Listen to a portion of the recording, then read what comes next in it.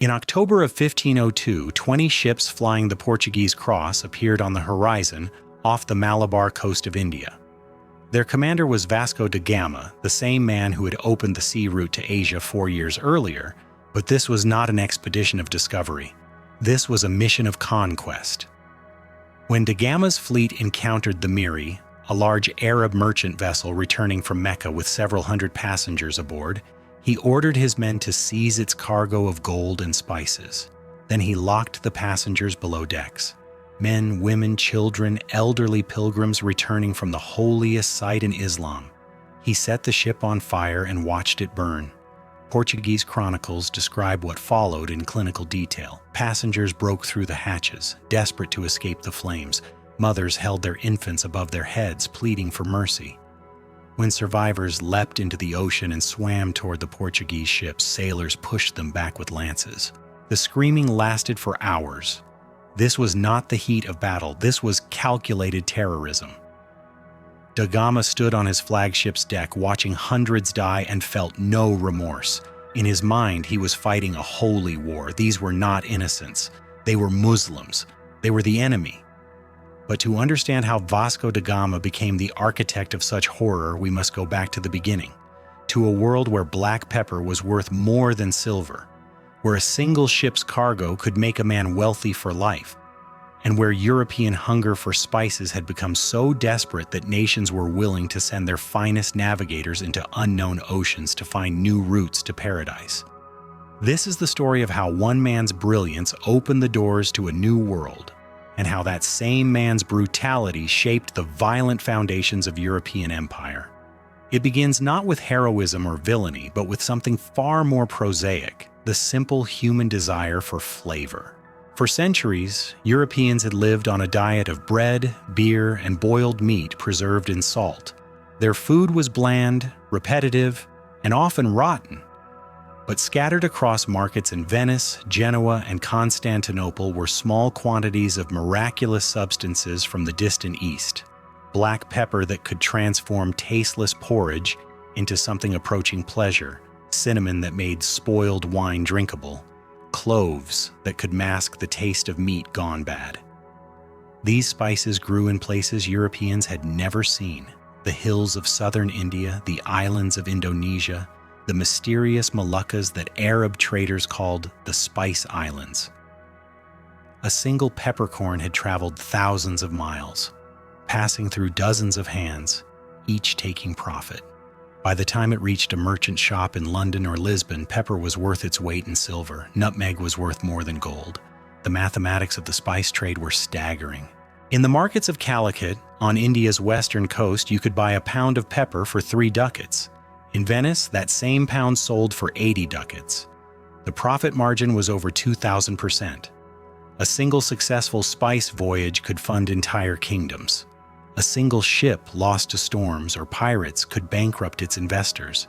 But European merchants faced an impossible problem. They controlled none of the sources and none of the routes. Every pathway to the spice-producing regions was dominated by Muslim traders. Arab dhows carried spices across the Indian Ocean to ports in Egypt and the Persian Gulf. From there, Mamluk and Ottoman merchants transported them overland to Constantinople and Alexandria. Venetian and Genoese traders bought them at enormous markup and distributed them across Europe. Each hand the spices passed through added cost. Each border they crossed imposed taxes. Each ruler who controlled a trade route demanded tribute. By the time a cargo of pepper reached its final destination, it had made dozens of people wealthy, but none of them were European. The Christian kingdoms of Western Europe found themselves locked out of the most profitable business on earth by geography, politics, and faith. The Ottoman Empire controlled the Eastern Mediterranean. The Mamluk Sultanate controlled Egypt. Between Christian Europe and the spice gardens of Asia stretched an unbroken chain of Muslim powers who had no interest in helping their religious enemies grow rich. For generations, European rulers dreamed of breaking this monopoly. If a Christian ship could sail directly from Lisbon to India, bypassing every middleman and every Muslim port, the profits would be beyond calculation. But how? The land routes were closed. The only alternative was to find a sea route around Africa, assuming such a route existed. The problem was Africa itself. To European eyes, in the 15th century, Africa was infinite.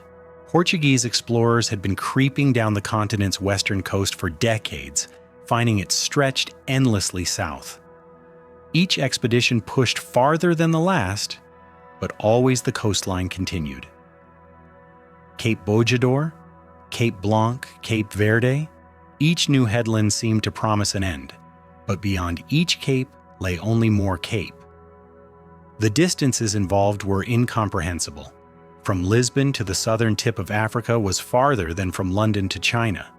No ship in history had attempted such a journey, no captain had the navigational knowledge to attempt it. And even if someone reached the bottom of Africa, there was no guarantee the Indian Ocean lay beyond. For all Europeans knew, Africa extended to the South Pole. But the Portuguese possessed three crucial advantages that would eventually break the Muslim monopoly: superior shipbuilding, better navigation, and a peculiar combination of commercial greed and religious fanaticism that made them willing to attempt the impossible. Portuguese shipwrights had developed the caravel, a revolutionary vessel that could sail closer to the wind than any existing ship. Unlike the heavy square-rigged vessels that dominated European shipping, caravels could tack against contrary winds and explore shallow coastal waters. They were the perfect tool for exploration. Portuguese navigators had mastered the compass and the astrolabe. They understood latitude and could calculate their position by the height of the sun or the North Star. They had accumulated decades of experience in African waters, learning the patterns of wind and current that governed Atlantic navigation. Most importantly, the Portuguese had convinced themselves that exploring Africa was not just profitable, but holy. Prince Henry the Navigator, who sponsored the first African expeditions in the 1420s, proclaimed them crusades against Islam. Every new coast discovered was territory denied to Muslims. Every African kingdom converted to Christianity was a blow struck for the faith. Commerce and crusade became inseparable. By the 1480s, Portuguese expeditions had reached the Gold Coast of West Africa, establishing trading posts and accumulating vast wealth from gold and slaves. But the Spice Islands remained impossibly distant. Africa seemed to stretch forever southward. Then, in 1488, everything changed. Bartolomeu Dias, commanding 3 small ships, departed Lisbon with orders to push farther south than any previous expedition. By January 1488, he had sailed beyond the southernmost point any European had ever reached. The African coast, which had run north-south for thousands of miles, suddenly began trending eastward. For days, Dias followed this new coastline, scarcely believing what his compass showed. The coast was turning not just east, but northeast. Africa had an end. The continent was finite. On February 3, 1488, Dias reached the southernmost tip of Africa, a rocky promontory he named Cabo Tormentoso, the Cape of Storms. He had proved what European dreamers had imagined for generations: it was possible to sail around Africa. The Indian Ocean lay beyond. The sea route to the Spices was real. But Dias could go no farther. His crews were exhausted, his ships were damaged, and his supplies were running low. After 90 days of sailing through unknown waters, his men demanded he turn back. Dias reluctantly agreed, but not before sailing a few days up the eastern African coast and glimpsing the waters that connected to India. He returned to Lisbon with the greatest geographical discovery in Portuguese history. King João II, recognizing the commercial significance, renamed Dias's Cape of Storms the Cape of Good Hope. Hope, because beyond it lay the wealth of the Indies. But exploiting Dias's discovery would require a larger expedition, better equipped and more determined than any previously attempted. The king began planning immediately, but political chaos intervened. João II died in 1495, succeeded by his cousin Manuel I. Columbus had already reached what he believed was Asia by sailing west. The Spanish seemed to be winning the race to the Indies. Manuel I decided Portugal could not wait. In 1496, he commissioned the most ambitious expedition in his nation's history: 4 ships, 170 men, and orders to sail around Africa to India. The commander he chose was a minor nobleman from the Alentejo region named Vasco da Gama. Da Gama was an unexpected choice. Born around 1460 in the small coastal town of Sines, he was the third son of a minor court official. His father, Estevão da Gama, had served as commander of the fortress at Sines but was hardly a figure of national importance. His mother, Isabel Sodré, came from an English family that had settled in Portugal and gained connections to the Order of Christ, the Portuguese successor to the Knights Templar. Nothing in da Gama's background suggested he was destined for greatness. He had received a gentleman's education in mathematics and navigation at Évora. He had served in the Portuguese Navy, gaining experience in combat and seamanship, but had never commanded a major expedition. His most notable achievement before 1497 was a successful raid on French ships that had seized Portuguese vessels near the Algarve, an action that demonstrated skill and aggression but hardly marked him as a potential explorer of genius. When Manuel I first planned the India expedition, he had chosen da Gama's father as commander. When Estevão died, the commission passed to Vasco. Some historians suggest this was simply administrative convenience. Others argue that da Gama's family connections to the Order of Christ mattered. The India voyage was conceived as much as a religious crusade as a commercial venture, and the order's blessing carried weight. But there may have been a deeper reason for Manuel's choice. Court records suggest da Gama had already gained a reputation for ruthlessness. He was known as a man who would do what was necessary regardless of consequences. He was not diplomatic. He was not particularly charming.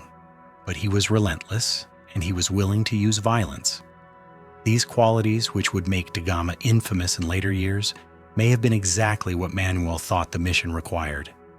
Reaching India would demand surviving storms, disease, hostile encounters, and the constant possibility of mutiny during a voyage that might last years. The king needed a commander who would not turn back when faced with impossible odds. Vasco da Gama was 37 years old when he received the commission that would make him one of history's most consequential explorers. Contemporary descriptions paint him as a man of average height with dark hair and penetrating eyes. He was devoutly religious, but possessed a violent temper. He was supremely confident in his own judgment and completely indifferent to others' suffering. He combined the technical skills of a master navigator with the moral sensibilities of a medieval crusader. The fleet Manuel assembled for da Gama represented the cutting edge of Portuguese technology and experience. The flagship São Gabriel was a purpose-built exploration vessel of approximately 178 tons, designed specifically for ocean voyaging. Square-rigged for speed on open water, with a reinforced hull and extra storage space, she could carry supplies for months at sea. The São Rafael, commanded by da Gama's brother Paulo, was similar in size and design. The third vessel, Berrio, was a smaller caravel of about 50 tons under the command of Nicolau Coelho, more maneuverable than the larger ships and perfect for coastal reconnaissance. The fourth vessel was unnamed in the records, serving simply as a supply ship. She carried extra provisions, weapons, and trade goods, with the understanding that she would be stripped and abandoned once her cargo was consumed. No expedition of this scope had ever been attempted. The planners assumed they would need every possible resource. The crew of 170 men included not just sailors but soldiers, interpreters, priests, craftsmen, and convicts who could be used for dangerous reconnaissance missions. Among them were veterans of Dias's voyage to the Cape of Good Hope, men whose experience in African waters would prove invaluable. The expedition carried weapons enough for a small army: cannons, crossbows, lances, swords, and armor. Da Gama was prepared to trade, but he was equally prepared to fight. The trade goods reflected Portuguese assumptions about what they would find in India. Based on their experience in West Africa, they loaded the ships with items that had proved successful there: striped cloth, coral beads, copper basins, sugar, honey, and small bells. These goods had impressed African chieftains. Surely they would work equally well with Indian princes. This miscalculation would prove nearly disastrous. The Portuguese had no understanding of the sophisticated commercial networks they were about to encounter. India was not Africa. The rulers of Calicut and Cochin presided over economies more complex and wealthy than anything in Europe. They had no need for European trinkets. They wanted gold, silver, and precious metals, commodities Portugal possessed in limited quantities, but that reckoning lay in the future. On July 8, 1497, da Gama's fleet departed Lisbon with elaborate religious ceremony. King Manuel I blessed the expedition personally. Priests offered prayers for the sailors' souls. Crowds lined the harbor to witness the departure of ships that might never return. Everyone understood the magnitude of what was being attempted. Previous African expeditions had suffered catastrophic losses to disease, storms, and violence. Many of the men boarding da Gama's ships would never see Portugal again. They had confessed their sins and received communion, preparing their souls for whatever lay ahead. As the 4 ships disappeared beyond the horizon carrying Portugal's hopes toward the unknown southern seas, Manuel and his court could only wait and pray. If da Gama succeeded, he would break the Muslim monopoly on the spice trade and establish Portugal as a global power. If he failed, he would simply join the ranks of explorers who had vanished into the Atlantic without trace. The first test came immediately. Da Gama sailed southwest from Lisbon to the Canary Islands, then to the Cape Verde Islands off the African coast, following the established route used by previous expeditions. But at Cape Verde, he made a decision that would demonstrate both his navigational genius and his willingness to gamble with his men's lives. Every previous expedition had hugged the African coast southward, fighting contrary winds and currents the entire way. The passage was slow, dangerous, and exhausting, but it was known. Ships could stop for water and repairs. Navigators could check their position against familiar landmarks. Da Gama instead chose to sail directly into the unknown Atlantic. Instead of following the coast, he turned southwest into open ocean, disappearing beyond the horizon in what Portuguese navigators called the Volta do Mar, the turn of the sea. For 96 days, more than 3 months, the fleet sailed out of sight of land. No expedition in history had attempted such an ocean crossing.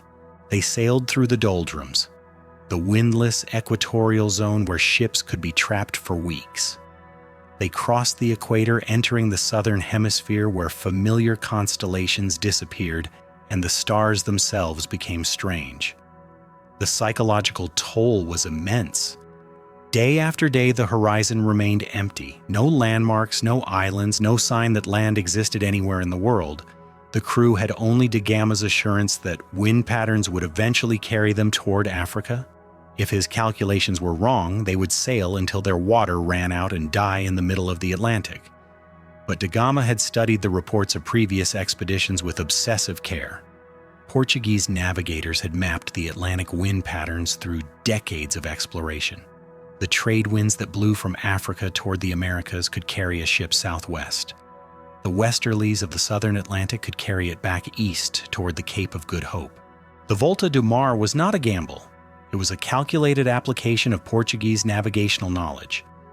On November 4th, 1497, after 3 months in the open ocean, the lookout spotted land on the eastern horizon. They had reached the west coast of South Africa just north of the Cape of Good Hope. The longest ocean crossing in history had succeeded.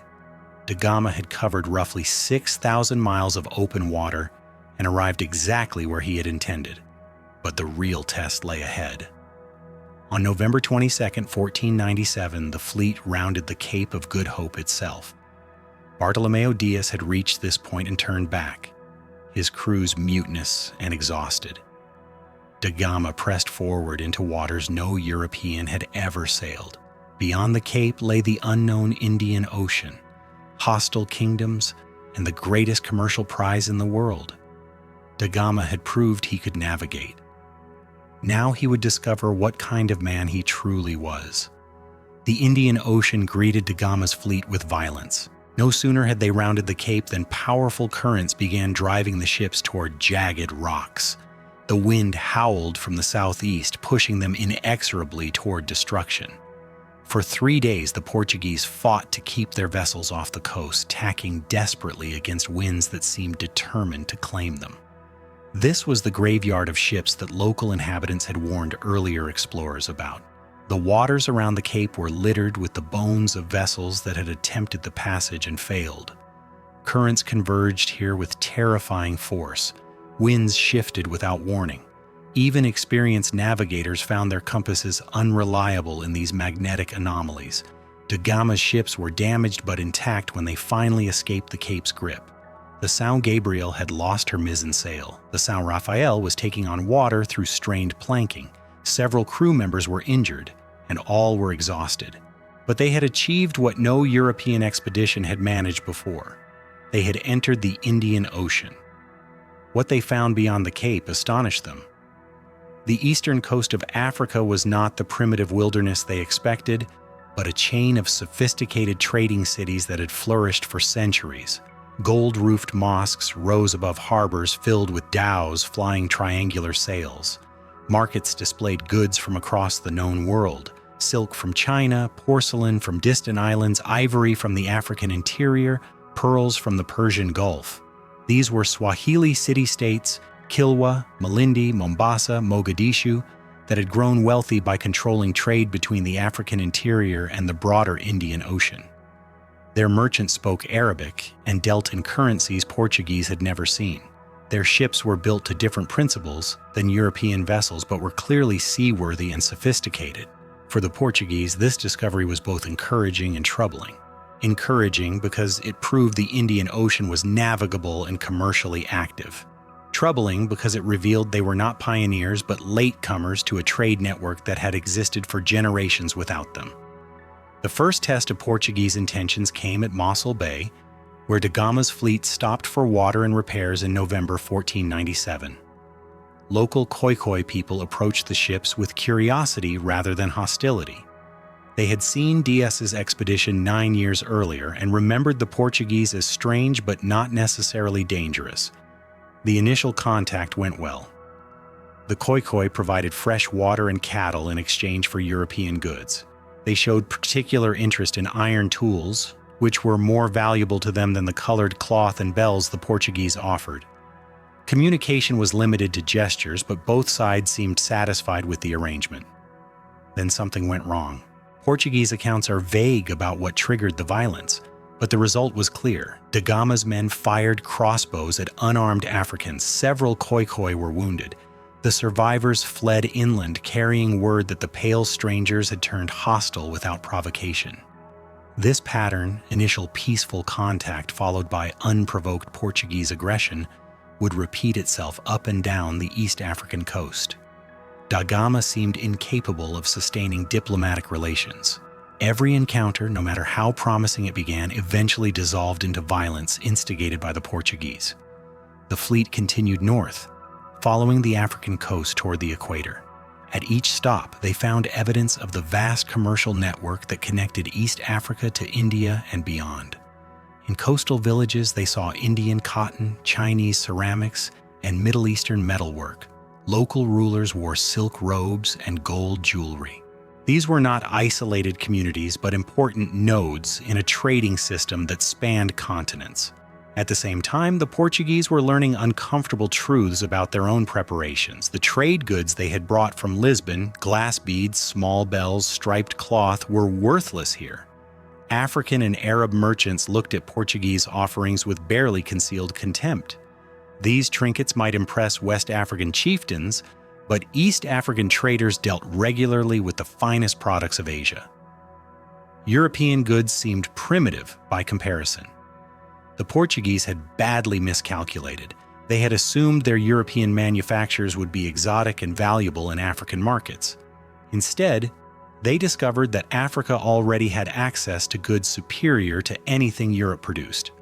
The Portuguese were not arriving as advanced traders bringing wonderful new products to backward peoples. They were arriving as primitives carrying inferior merchandise to sophisticated commercial centers. This realization had profound psychological effects on da Gama and his men. Portuguese national identity was built on the assumption of Christian and technological superiority over non-European peoples. Discovering that African cities possessed greater wealth and more refined goods than Portuguese cities was deeply disturbing. It suggested that Europe was not the center of the world, but its periphery. Da Gama's response to this discovery revealed essential aspects of his character. Rather than adapting his approach or acknowledging African sophistication, he became increasingly aggressive and contemptuous. If Portuguese goods were unwelcome, he would impose them by force. If African rulers demanded respect, he would teach them to fear Portuguese weapons instead. The first major confrontation came in December 1497 at a harbor the Portuguese named Rio dos Bons Sinais, the River of Good Signs. Local people approached the ships in canoes offering food and fresh water. Their leader, whom Portuguese accounts describe as wearing fine silk robes and gold ornaments, seemed genuinely curious about the strangers. The initial meeting proceeded well. The African chief examined Portuguese weapons and tools with interest. He offered to trade cattle for iron goods. When Da Gama showed him a religious painting of the Virgin Mary, the chief responded respectfully, perhaps recognizing it as a sacred image even if he didn't understand its specific meaning. But when Da Gama attempted to establish a Portuguese trading post on shore, the situation deteriorated rapidly. The chief explained that trading rights in the harbor were controlled by Arab merchants who would need to approve any permanent Portuguese presence. This was standard practice in the region. Foreign traders could visit and conduct business, but establishing permanent settlements required negotiating with existing commercial authorities. Da Gama interpreted this reasonable explanation as defiance. In his mind, Portuguese Christians should not need permission from African pagans or Arab Muslims to establish themselves wherever they chose. When the chief politely but firmly insisted on following established protocols, Da Gama ordered his men to seize several Africans as hostages. The violence that followed was swift and one-sided. Portuguese soldiers, armed with steel weapons and crossbows, easily overcame resistance from Africans carrying traditional spears and shields. Several people were killed. The chief's village was ransacked. When the Portuguese departed, they left behind a legacy of fear and hatred that would complicate every subsequent European encounter in the region. But Da Gama had achieved his immediate objective.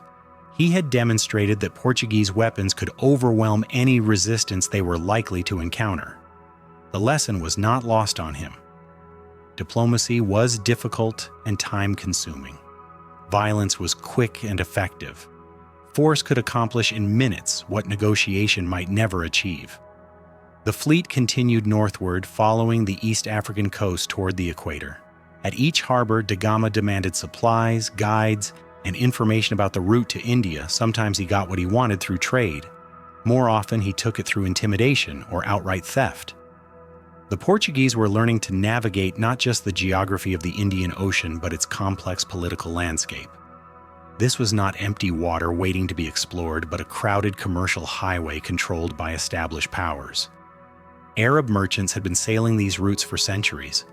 Indian rulers commanded fleets larger than anything Portugal could deploy. Chinese admirals had explored the region decades before Da Gama was born. The Portuguese were entering a world where they were outnumbered, outgunned, and completely ignorant of local customs and languages. Their only advantages were superior naval artillery. Their cannons could destroy any ship they encountered, and a willingness to use violence that shocked societies accustomed to conducting business through established diplomatic protocols. In January 1498, the fleet reached the Zambezi River, where they encountered their first direct contact with the Indian Ocean's Muslim trading network. Arab merchants operating from the river delta controlled trade routes stretching from the African interior to the ports of India. Their dhows carried gold, ivory, and slaves from Africa in exchange for cloth, spices, and manufactured goods from Asia. These merchants were sophisticated operators who spoke multiple languages and understood international commerce in ways that put Portuguese experience to shame. When they examined Da Gama's trade goods, their assessment was brutal. The Portuguese had nothing worth buying. European cloth was inferior to Indian cotton. European metalwork was crude compared to products available in Arab markets. Even Portuguese weapons, for all their effectiveness in combat, were not particularly desired as trade items. The Arabs' contempt was expressed diplomatically but unmistakably. They treated the Portuguese as barbarians, curious perhaps, but hardly worthy of serious commercial consideration. This attitude infuriated da Gama, whose sense of Christian superiority could not tolerate being dismissed by Muslim merchants. The confrontation that followed established the pattern that would define Portuguese relations with Indian Ocean powers for the next century. Da Gama demanded that Arab merchants accept Portuguese goods at Portuguese prices. When they refused, he threatened violence. When they continued to refuse, he made good on his threats. Portuguese soldiers seized several Arab dhows, confiscating their cargoes and imprisoning their crews. Da Gama announced that any merchant who wanted to trade in these waters would need Portuguese permission and would pay Portuguese taxes. The region's centuries-old commercial arrangements were hereby voided. Portugal was taking control. The Arabs' response revealed how little the Portuguese understood about the forces they were challenging. Rather than submitting to da Gama's ultimatum, the merchant networks simply shifted their operations to other ports. Word spread quickly through the Indian Ocean's communication systems that Portuguese ships were dangerous and unpredictable. Trade routes adapted within weeks to avoid Portuguese-controlled waters. Da Gama found himself controlling empty harbors. By attempting to dominate the existing commercial system, he had driven it away entirely. The ports he claimed to rule generated no revenue because merchants refused to use them. His demonstrations of force had backfired, isolating the Portuguese rather than intimidating potential partners into submission. But da Gama learned a different lesson from these encounters. In his mind, the withdrawal of Arab merchants proved that Portuguese strength was effective. The Muslims had backed down rather than fight. Fear was working. All he needed was more ships and more weapons to extend Portuguese control throughout the region. This fundamental misunderstanding would shape Portuguese strategy in the Indian Ocean for decades. Da Gama and his successors interpreted commercial boycotts as evidence of their growing power rather than signs of their diplomatic failure. They believed that sufficient violence could force profitable trade relationships, not recognizing that trade depends on mutual benefit and trust, qualities that Portuguese aggression systematically destroyed. The fleet's next major encounter came at Malindi, a Swahili city-state north of Mombasa that had grown wealthy by serving as an intermediary between African gold producers and Indian Ocean merchants. Malindi's ruler was a sophisticated politician who understood immediately that these Portuguese visitors represented both opportunity and threat. Unlike the chiefs da Gama had encountered farther south, the Sultan of Malindi was accustomed to dealing with foreign traders. His city hosted merchants from across the Indian Ocean, Arabs, Persians, Indians, and occasional Chinese. He had learned that successful commercial relationships required careful diplomacy and mutual respect. The Sultan's initial approach to da Gama was masterful. Rather than treating the Portuguese as potential conquerors or dismissing them as barbarians, he received them as honored guests while carefully assessing their capabilities and intentions. He provided fresh supplies for da Gama's ships. He offered gifts appropriate to visiting dignitaries.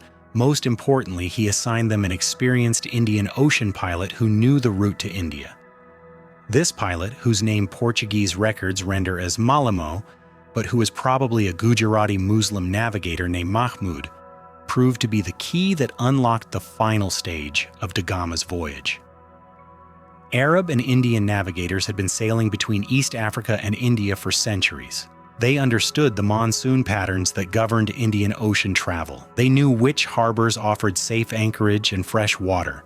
They could navigate by stars invisible to European eyes.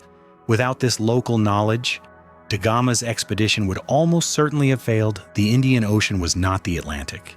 Portuguese navigation techniques, sophisticated as they were for Atlantic sailing, were inadequate for monsoon navigation. The seasonal wind patterns that made Indian Ocean trade possible were completely unfamiliar to European sailors. The Sultan of Malindi's decision to provide da Gama with a competent pilot was a calculated gamble. If the Portuguese succeeded in reaching India and returned with valuable cargo, Malindi could position itself as their primary African ally and profit enormously from the new trade route. If they failed and never returned, Malindi would lose nothing more than one pilot and some supplies. But there may have been another motive behind the Sultan's assistance. Malindi was engaged in ongoing commercial and political competition with Mombasa, its more powerful neighbor to the south. If Portuguese weapons could be used to weaken Mombasa's position, Malindi would benefit strategically. The Sultan may have seen da Gama not just as a potential trading partner, but as a useful tool against local rivals. On April 24, 1498, da Gama's fleet departed Malindi for the final crossing to India. With their Indian Ocean pilot aboard, they sailed northeast into waters no Portuguese had ever seen. Behind them lay the African coast, where they had announced their arrival through violence and intimidation. Ahead lay India, the source of the spices that had motivated their entire journey. The crossing took 23 days, carried by the southwest monsoon winds that had powered Indian Ocean trade for centuries. As they sailed, the Portuguese could see other ships on the horizon, dhows, junks, and vessels of designs they couldn't identify. The Indian Ocean was busy with commerce that had nothing to do with Europe. They were entering an established world, not discovering an empty one.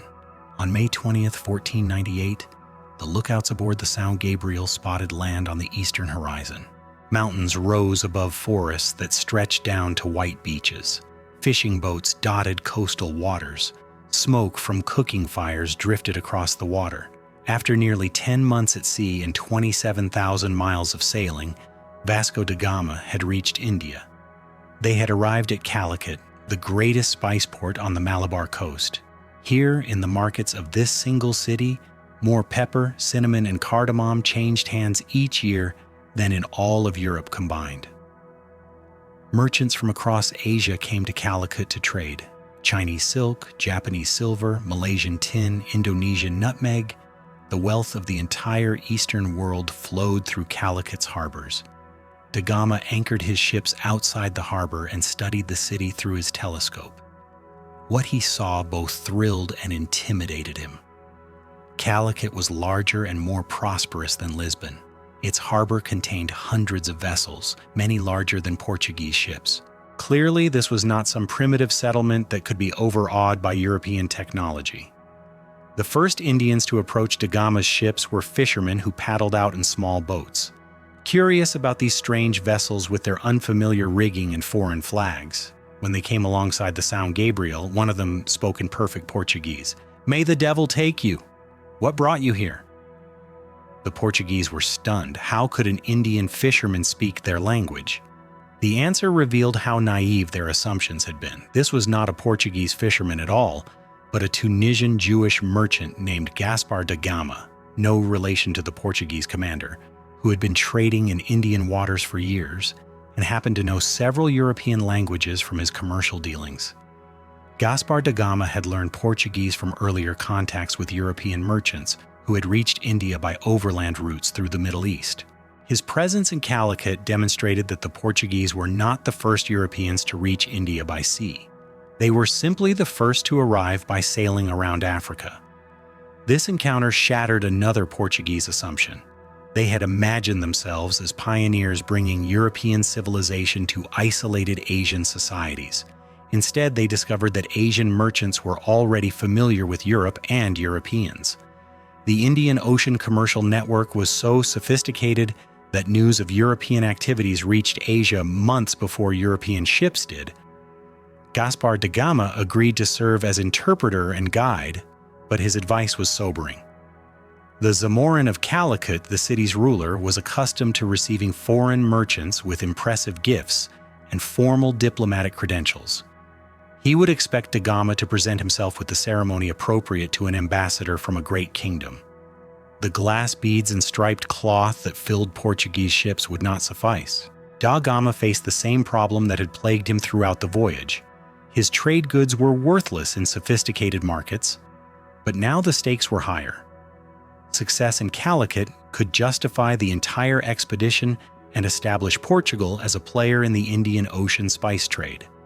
Failure would mean returning to Lisbon empty-handed, his mission a costly embarrassment. His response to this challenge revealed both his desperation and his fundamental character. Unable to match Indian expectations through legitimate diplomacy, da Gama decided to succeed through deception and intimidation. If he couldn't impress the Zamorin with gifts, he would intimidate him with threats.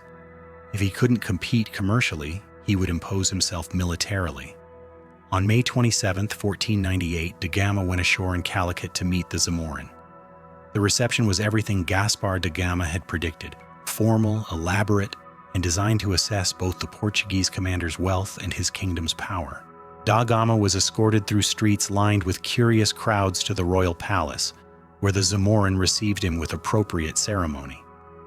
The gifts da Gama presented were pathetic by Indian standards: 12 pieces of striped cloth, 4 scarlet hoods, 6 hats, 4 strings of coral, a case of sugar, 2 casks of oil, and 2 casks of honey. These offerings might have impressed a West African chief.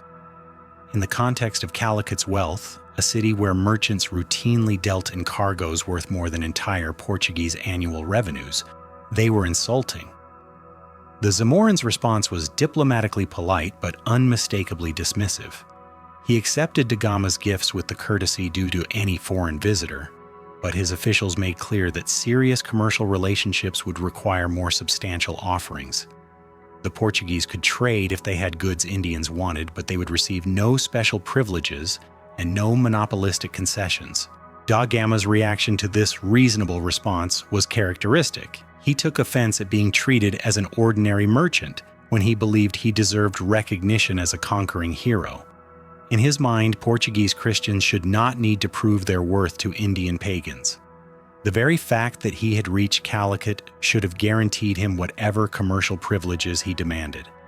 The negotiations that followed were doomed from the start. Da Gama wanted exclusive trading rights, permanent Portuguese trading posts, and tribute payments to the Portuguese crown. The Zamorin offered standard commercial access on the same terms granted to other foreign merchants. Neither side understood what the other was actually offering or why their demands were being refused. Cultural misunderstandings compounded the commercial impasse. Da Gama interpreted Indian diplomatic courtesy as weakness and saw the Zamorin's willingness to negotiate as evidence that Portuguese demands could be increased rather than moderated. The Indians interpreted Portuguese inflexibility as ignorance and began treating da Gama as a minor irritant rather than a serious diplomatic partner. After weeks of fruitless negotiations, da Gama finally managed to acquire a small cargo of spices, not through successful diplomacy, but by finding Indian merchants desperate enough to accept his inferior trade goods at unfavorable exchange rates. The quantities were tiny compared to what he had hoped to obtain, but they proved that Portuguese ships could carry Asian spices back to Europe. More importantly, da Gama had gathered intelligence about the Indian Ocean commercial system. He learned which ports controlled specific trade routes. He identified the seasonal patterns that governed monsoon navigation.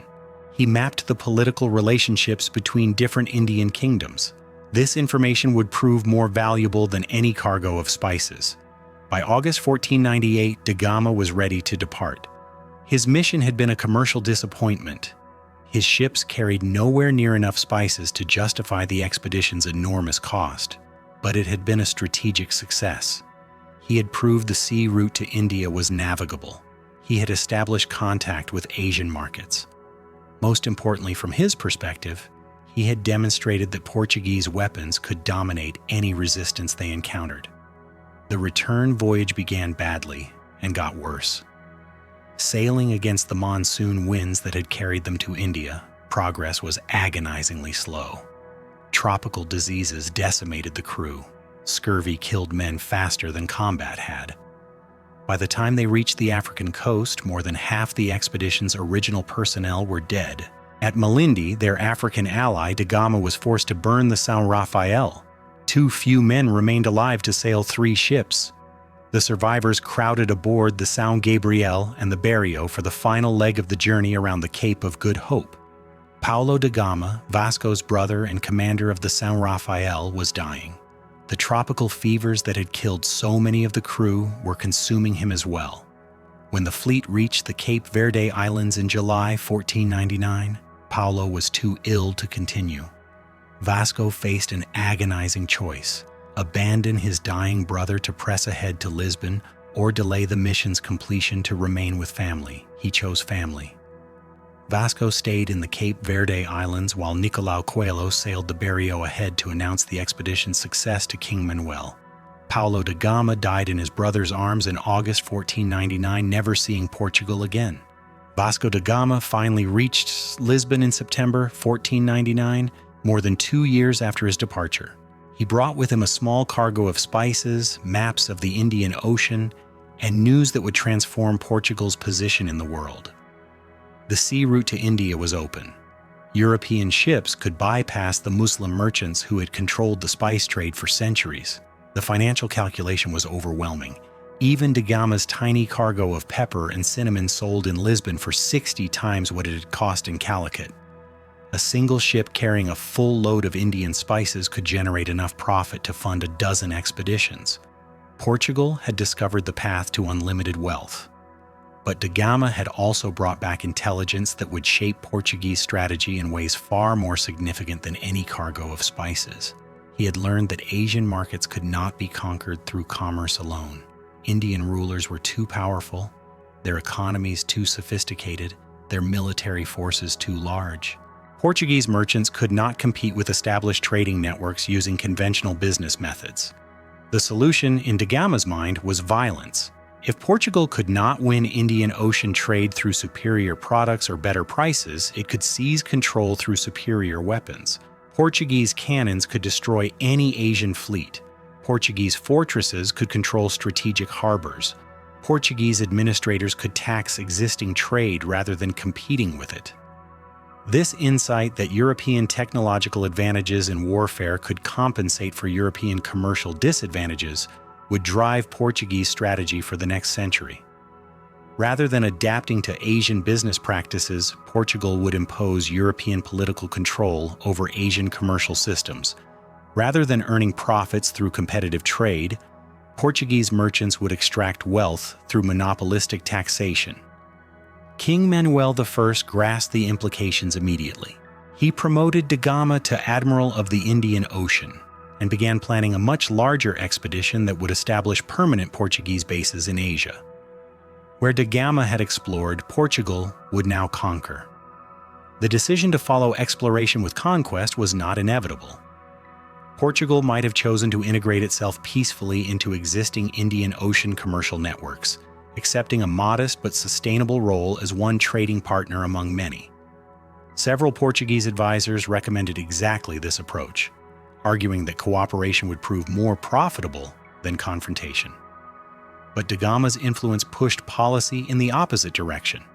His reports emphasized Asian weakness rather than Asian strength. He described Indian rulers as corrupt and cowardly. He characterized Arab merchants as parasites who added no value to trade but simply extracted profits through political manipulation. He portrayed the entire Indian Ocean as a region waiting for Portuguese leadership to impose order on chaos. These assessments were not just wrong, they were catastrophically wrong. The Indian Ocean commercial system was the most sophisticated and profitable trading network in the world. Its political arrangements had evolved over centuries to balance competing interests and maintain stability across vast distances. Its participants included some of the wealthiest and most powerful kingdoms on Earth. But da Gama's misrepresentation served Portuguese psychological needs. Accepting the reality of Asian superiority in commerce, technology, and wealth would have undermined Portuguese self-confidence and called into question the entire imperial project. It was more comfortable to believe that Portugal's military advantages could overcome any Asian strengths than to acknowledge that Europe was peripheral to the world's most important economic relationships. In 1502, King Manuel commissioned da Gama to return to India with 20 ships and explicit orders to establish Portuguese dominance over Indian Ocean trade. This was no longer an expedition of exploration or even commerce.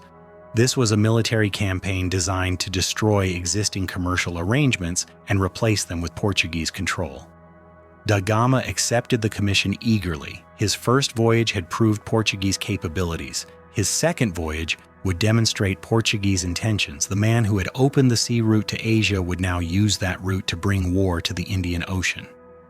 The fleet that departed Lisbon in February 1502 was the largest Portugal had ever sent to Asian waters.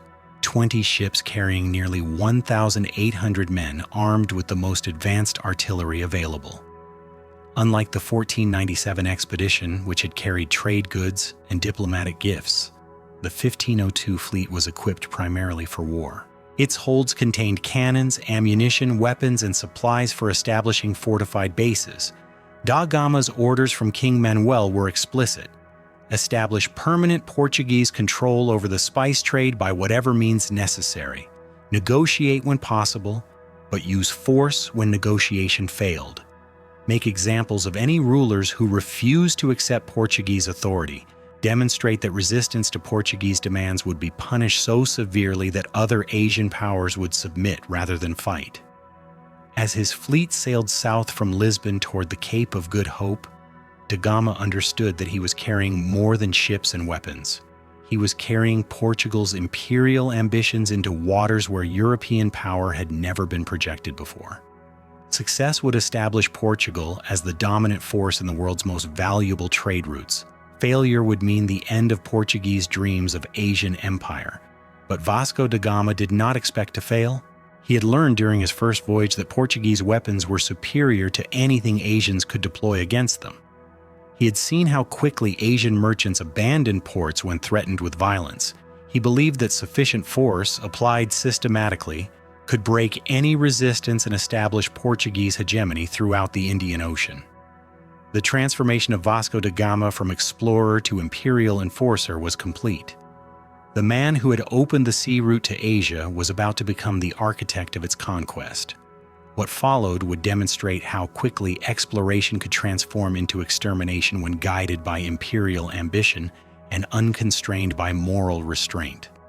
The 1502 expedition's first stop was the East African coast, where da Gama intended to consolidate Portuguese control over the gold and ivory trade that connected the African interior to Indian Ocean markets. But his methods had evolved since 1498. Where his first voyage had relied on intimidation and occasional violence, his second voyage was designed around systematic terror. At Kilwa, one of the wealthiest Swahili city-states, da Gama demanded that the Sultan acknowledge Portuguese sovereignty and pay annual tribute. When the Sultan attempted to negotiate, offering trading privileges and commercial partnerships instead of outright submission, da Gama's response was immediate and devastating. Portuguese cannons reduced sections of Kilwa's harbor fortifications to rubble within hours. Soldiers landed and seized the Sultan's palace, looting its treasury and capturing dozens of officials and merchants. Da Gama announced that any ruler who failed to accept Portuguese authority would face the same treatment. The Sultan of Kilwa, faced with the destruction of his city, agreed to become a Portuguese vassal. The pattern was repeated up and down the coast. At Mombasa, Portuguese artillery shattered the city's defenses before negotiations even began. At smaller ports, the mere appearance of da Gama's fleet was sufficient to secure immediate submission. Word traveled faster than the Portuguese ships themselves. By the time da Gama reached each new harbor, local rulers had already heard detailed accounts of what happened to those who resisted. This systematic application of terror was not the random violence of undisciplined soldiers, but a carefully calculated strategy designed to minimize Portuguese casualties while maximizing psychological impact. Da Gama had learned from his first voyage that sustained military campaigns in tropical climates decimated European forces through disease and exhaustion. Quick, decisive demonstrations of overwhelming force were more effective than prolonged sieges or occupations. The strategy succeeded brilliantly in its immediate objectives. Within months, Portuguese authority was acknowledged along hundreds of miles of East African coastline. Gold and ivory that had previously flowed through Arab and Indian networks was now taxed by Portuguese administrators. Harbors that had served international commerce for centuries were transformed into Portuguese naval bases. But the long-term consequences were exactly what Asian merchants had feared. Rather than creating new opportunities for profitable trade, Portuguese control disrupted established commercial relationships and drove business away from Portuguese-controlled ports. The wealth that Portugal extracted through taxation was dwarfed by the wealth that simply vanished as merchants adapted their operations to avoid Portuguese interference. Da Gama, however, interpreted the reduction in commercial activity as evidence of Portuguese success rather than failure. In his mind, lower trade volumes meant that Arab and Indian merchants were losing market share to Portuguese competitors. He did not understand, or chose not to understand, that destroying existing trade was different from capturing it. By September 1502, da Gama's fleet had established Portuguese dominance over the East African coast and was ready to cross the Indian Ocean for the second phase of the mission, imposing Portuguese control over the Asian spice trade itself. The crossing was faster than in 1498. Da Gama now understood monsoon patterns and could navigate efficiently between established ports. But the Indian Ocean that greeted his return was not the same waters he had left 4 years earlier. Word of Portuguese methods in East Africa had reached every major commercial center from the Red Sea to the South China Sea. Asian rulers and merchants understood that the Portuguese were not ordinary traders seeking commercial relationships, but armed invaders determined to impose political control over economic networks. The response was coordinated and sophisticated. Rather than waiting for Portuguese ships to appear at individual ports and demand submission, Asian powers began organizing collective resistance. The Sultan of Egypt, who controlled access to Red Sea trade routes, opened negotiations with Indian rulers about joint military action. The Zamorin of Calicut, who had received da Gama diplomatically in 1498, began assembling a fleet specifically designed to counter Portuguese naval advantages. Most significantly, the Arab merchants who had dominated Indian Ocean commerce for centuries adapted their operations to Portuguese methods with ruthless efficiency. If Portuguese ships seized Arab vessels, Arab captains would ensure those vessels carried minimal cargo and maximum explosive materials.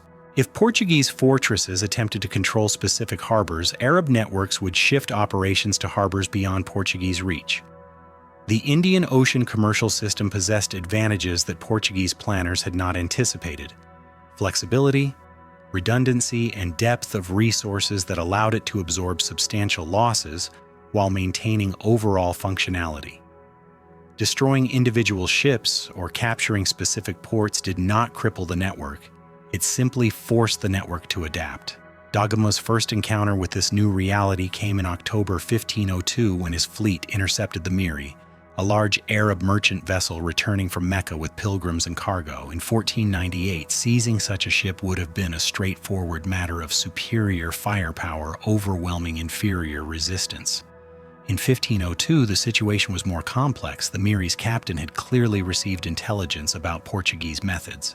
Rather than attempting to flee or fight conventionally, he had prepared his vessel for exactly this type of encounter. The ship's hold contained not just valuable cargo, but also materials that would ensure its destruction if seized: oil, gunpowder, and combustible goods positioned to create an uncontrollable fire if ignited. When Portuguese soldiers boarded the Miri, they found themselves in control of a floating bomb.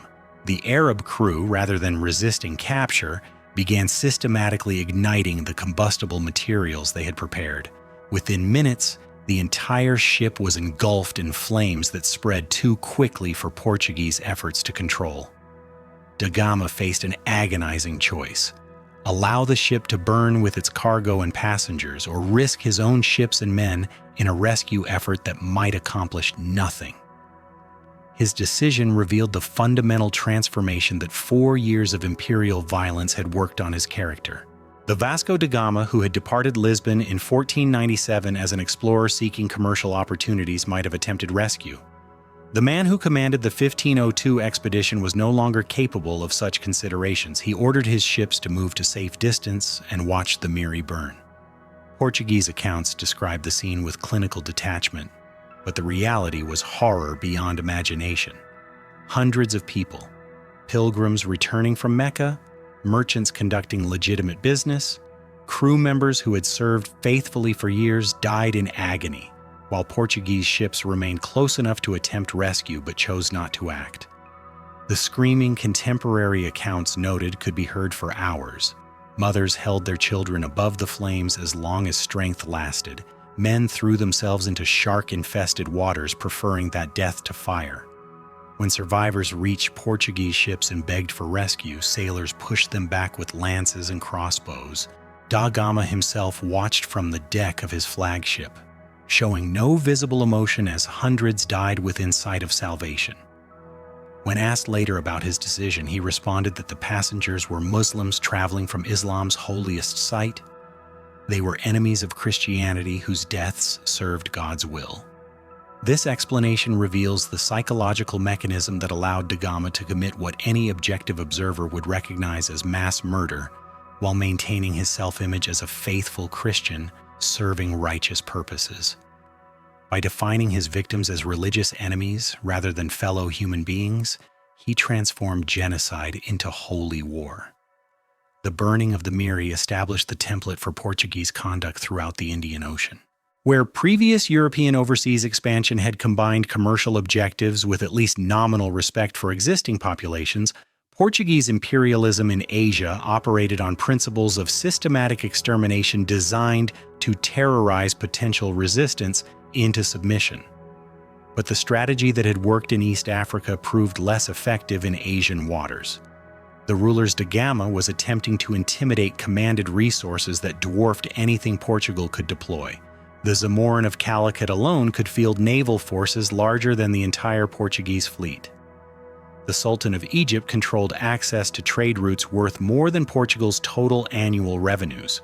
More importantly, Asian powers understood Portuguese capabilities and limitations better than the Portuguese understood Asian strengths. They recognized that Portuguese naval artillery was superior to anything they could deploy in open water combat. But they also understood that Portuguese forces were too small to maintain control over the vast distances and multiple harbors that defined Indian Ocean commerce. The response was coordinated, patient, and ultimately devastating to Portuguese objectives.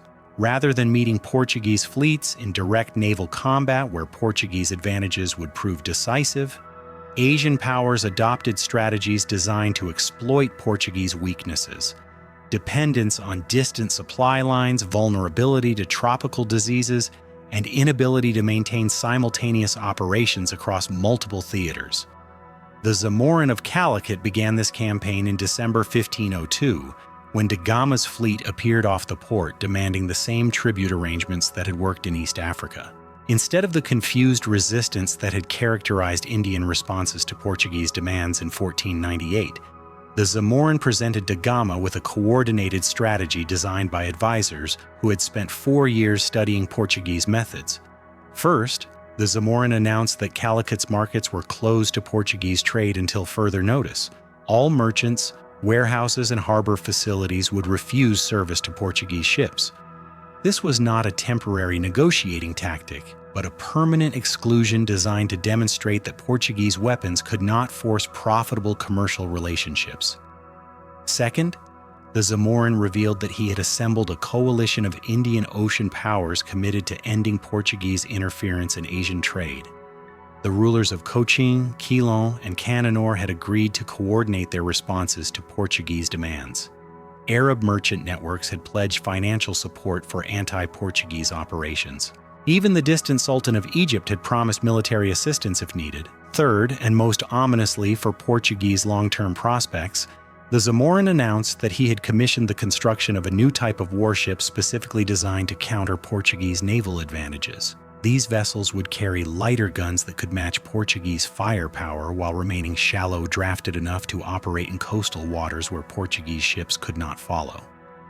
Da Gama's response to these challenges was characteristically violent and ultimately self-defeating.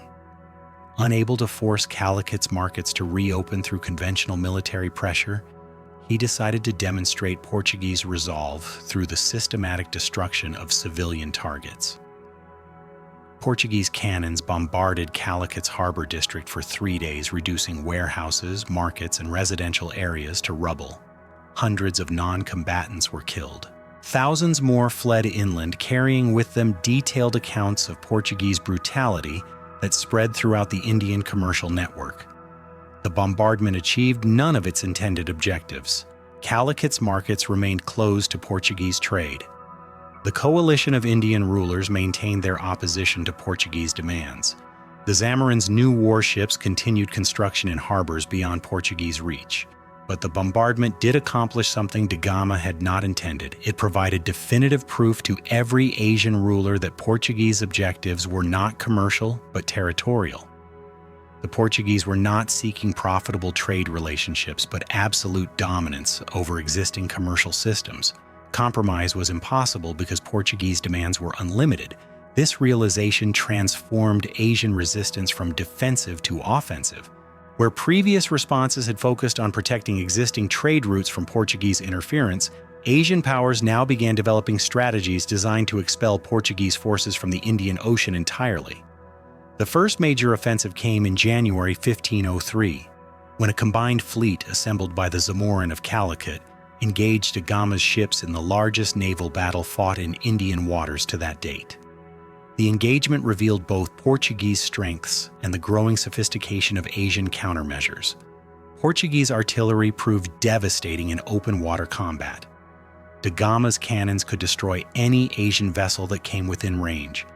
But the Asian fleet had adapted to Portuguese capabilities by deploying large numbers of smaller vessels that could attack from multiple directions simultaneously, while remaining too maneuverable for Portuguese guns to target effectively. The battle lasted 2 days and ended without decisive victory for either side. Portuguese firepower prevented Asian ships from closing to boarding range, but Asian numbers and maneuverability prevented Portuguese ships from achieving the quick, overwhelming victory that had characterized previous engagements.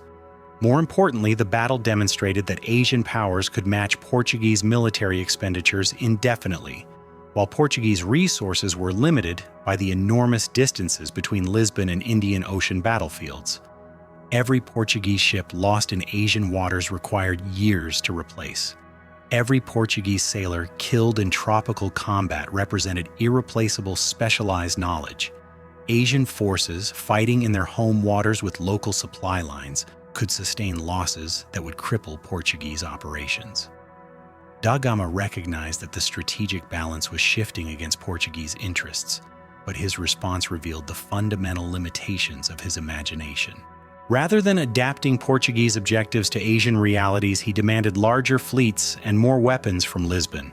Rather than seeking negotiated settlements with Asian powers, he advocated more systematic violence against civilian targets.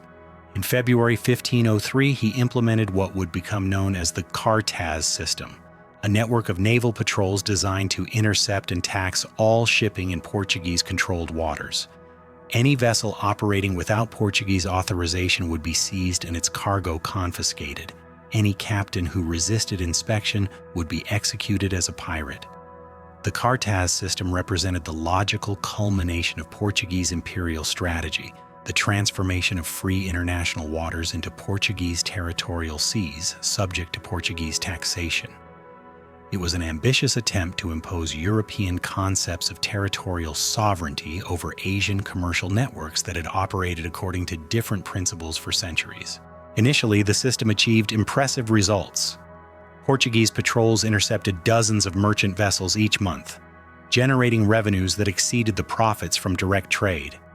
Captured cargo flowed back to Lisbon, where exotic Asian goods sold at enormous markup. King Manuel's investment into Gama's expedition seemed to be paying unprecedented dividends, but the Cartaz system's success created the conditions for its own destruction. By making Portuguese naval patrols the primary obstacle to profitable Indian Ocean commerce, da Gama had focused Asian resistance on a single vulnerable target. Rather than fighting Portuguese political control over dozens of scattered harbors, Asian powers could concentrate their resources on destroying Portuguese naval supremacy in specific strategic locations. The Zamorin of Calicut led this effort, commissioning a new generation of warships designed specifically to hunt Portuguese patrol vessels. These ships were smaller and faster than traditional Indian vessels, but carried sufficient firepower to engage Portuguese ships in favorable conditions. More importantly, they were crewed by sailors who had studied Portuguese tactics and understood Portuguese vulnerabilities. The first major success came in March 1503, when a squadron of these new Indian warships surprised a Portuguese patrol off the coast of Cochin. The engagement was brief and decisive. Superior Indian numbers and local knowledge of coastal waters allowed them to trap the Portuguese vessels against the shore, where their artillery advantages were neutralized by inability to maneuver. 2 Portuguese ships were destroyed and their crews captured. More significantly, detailed intelligence about Portuguese naval operations captured from the Portuguese flagship provided Asian powers with comprehensive information about Portuguese patrol schedules, supply lines, and strategic objectives. This intelligence revealed Portuguese weakness more clearly than any military victory could have. Da Gama's entire fleet consisted of fewer than 20 ships attempting to control sea lanes that stretched across thousands of miles. His supply lines extended back to Lisbon, requiring months for reinforcements or replacement equipment to arrive. His bases were isolated fortresses that could be supported only by the same naval forces they were supposed to protect. The mathematics of imperial control, which had seemed favorable when applied to the scattered city-states of East Africa, became impossible when extended to the integrated commercial networks of the Indian Ocean. Portuguese forces were sufficient to win individual battles, but too small to maintain permanent dominance over the vast distances and multiple fronts that defined Asian maritime trade. Asian resistance adapted accordingly. Rather than seeking decisive battles that might favor Portuguese firepower, Asian forces began implementing a strategy of systematic attrition designed to exhaust Portuguese resources through constant low-level conflict. Portuguese patrol vessels found themselves under attack whenever they appeared in Asian waters. Supply ships carrying reinforcements from Lisbon were intercepted by raiders who understood Portuguese schedules and routes. Portuguese bases were subjected to persistent harassment that prevented normal operations while avoiding the kind of major assaults that might provoke overwhelming Portuguese retaliation. By mid-1503, da Gama found himself commanding a fleet that was simultaneously victorious and failing. Portuguese ships could still defeat any Asian force in direct combat. Portuguese weapons remained superior to anything Asian powers could deploy. Portuguese bases controlled key strategic harbors along major trade routes. But Portuguese control was becoming increasingly hollow. The commercial networks that Portuguese forces were supposed to dominate had adapted to Portuguese presence by operating beyond Portuguese reach. The wealth that Portuguese taxation was supposed to capture had shifted to trade routes and harbors that Portuguese ships could not patrol effectively. Most critically, Portuguese casualties were mounting faster than Portuguese reinforcements could arrive.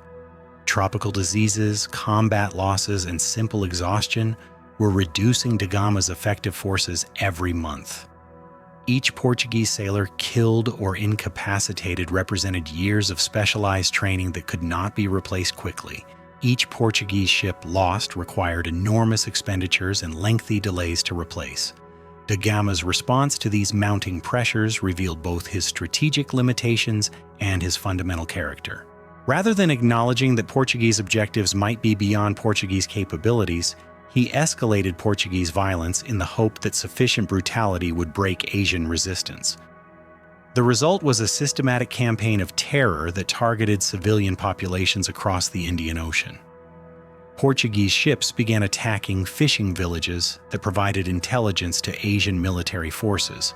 Portuguese raiding parties destroyed irrigation systems that supported agricultural communities near Asian naval bases. Portuguese commanders authorized the execution of captured sailors to discourage Asian recruitment. This escalation of violence achieved nothing except to demonstrate Portuguese desperation to Asian observers who understood that systematic atrocities against non-combatants were evidence of military weakness rather than strength. Powers confident of victory did not need to terrorize civilian populations. Only forces facing strategic defeat resorted to genocidal tactics designed to break enemy morale through horror. The climax of da Gama's campaign came in September 1503, when his fleet intercepted a large convoy of pilgrim ships traveling from India to Mecca. The vessels carried no military equipment and posed no threat to Portuguese operations. Their passengers were religious pilgrims, merchants conducting legitimate business, and families traveling to visit relatives in Arabia. In 1498, da Gama might have allowed such ships to continue unmolested after inspecting their cargo and collecting appropriate taxes. In 1502, he might have seized their goods while allowing passengers to reach safety in smaller vessels. But by 1503, 4 years of imperial violence had transformed him into something beyond recognition. He ordered his men to herd all passengers below decks and set the ships on fire. What followed was the systematic murder of more than 800 people whose only crime was being Muslim in waters that Vasco da Gama claimed for Christian Portugal. Contemporary Portuguese accounts describe the event with the same clinical detachment used for military engagements, but no amount of bureaucratic language could disguise the essential reality. This was genocide committed by European Christians against Asian Muslims for no strategic or commercial purpose except to terrorize potential resistance. The burning of the Pilgrim fleet achieved exactly the opposite of its intended effect. Rather than intimidating Asian powers into submission, it provided definitive proof that Portuguese objectives were not limited to commercial dominance, but extended to the physical extermination of Muslim populations throughout the Indian Ocean. This realization unified Asian resistance in ways that military defeats never could have. Rulers who had been willing to accommodate Portuguese commercial demands as the price of avoiding conflict now understood that accommodation was impossible. Portuguese objectives were unlimited. Compromise was futile. The only alternatives were victory or extermination. The coalition that emerged in response to da Gama's genocidal campaign was unlike anything seen before in Indian Ocean politics. The Sultan of Egypt provided financial support and military advisors. The Zamorin of Calicut contributed the largest naval forces. Rulers of smaller Indian states offered harbors, supplies, and intelligence. Even powers that had previously remained neutral, including some that had initially welcomed Portuguese trade, joined the alliance. For the first time since Portuguese ships had appeared in Asian waters, da Gama faced coordinated opposition that matched his own resources and exceeded his strategic capabilities. The amateur imperial adventure was about to encounter professional imperial resistance. The war that followed would determine whether European expansion into Asia would proceed according to Portuguese plans or whether Asian powers would expel European forces from the Indian Ocean entirely. Da Gama had opened the sea route to Asia. Now he would discover whether Europe possessed the strength to keep it open against determined Asian opposition, but that confrontation still lay in the future. As 1503 ended and monsoon winds began carrying Portuguese ships back toward Africa, da Gama could reflect on a year of unprecedented violence that had established his reputation as the most feared European commander in Asian waters. He had burned cities, slaughtered civilians, and terrorized populations across thousands of miles of coastline. He had demonstrated that Portuguese ships could project European power into the heart of Asian commercial networks. He had proved that European weapons could overwhelm any Asian resistance they encountered. What he had not accomplished was his original mission, establishing profitable Portuguese control over the Indian Ocean spice trade. The wealth he had extracted through violence was enormous but temporary. The commercial relationships he had destroyed through terror were irreplaceable. The resistance he had generated through genocide was permanent. Vasco da Gama had succeeded brilliantly at conquest and failed catastrophically at empire. The distinction between those two achievements would determine Portugal's future in Asia and shape the violent foundations of European imperialism for centuries to come. The Portuguese fleet that limped back to Lisbon in the summer of 1504 bore little resemblance to the force that had departed 2 years earlier. Of the 20 ships that had sailed with da Gama's second expedition, only 7 remained seaworthy. More than half the men who had left Portugal were dead, claimed by combat, disease, or the simple exhaustion of trying to maintain European military operations in tropical waters thousands of miles from home. But the 7 surviving ships carried cargo that transformed their losses into triumph. Their holds contained more pepper, cinnamon, and cloves than Portugal had imported in the previous decade combined.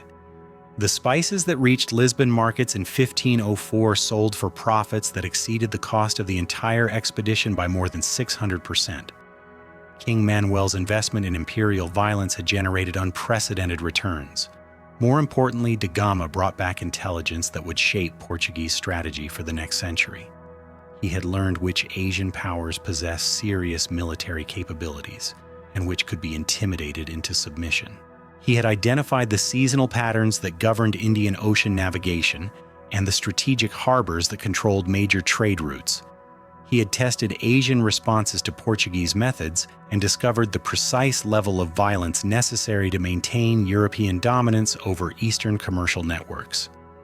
The lessons he drew from these experiences would define Portuguese imperialism in Asia: systematic terror directed against civilian populations, the deliberate destruction of existing commercial relationships, and the transformation of free international waters into European territorial seas subject to European taxation. King Manuel received da Gama's reports with satisfaction that bordered on euphoria. The Portuguese crown had discovered the path to unlimited wealth. Asian spices that cost ducats to purchase in Indian markets sold for hundreds of ducats in European cities. The profit margins were so enormous that even catastrophic military losses could be absorbed without threatening the enterprise's fundamental profitability.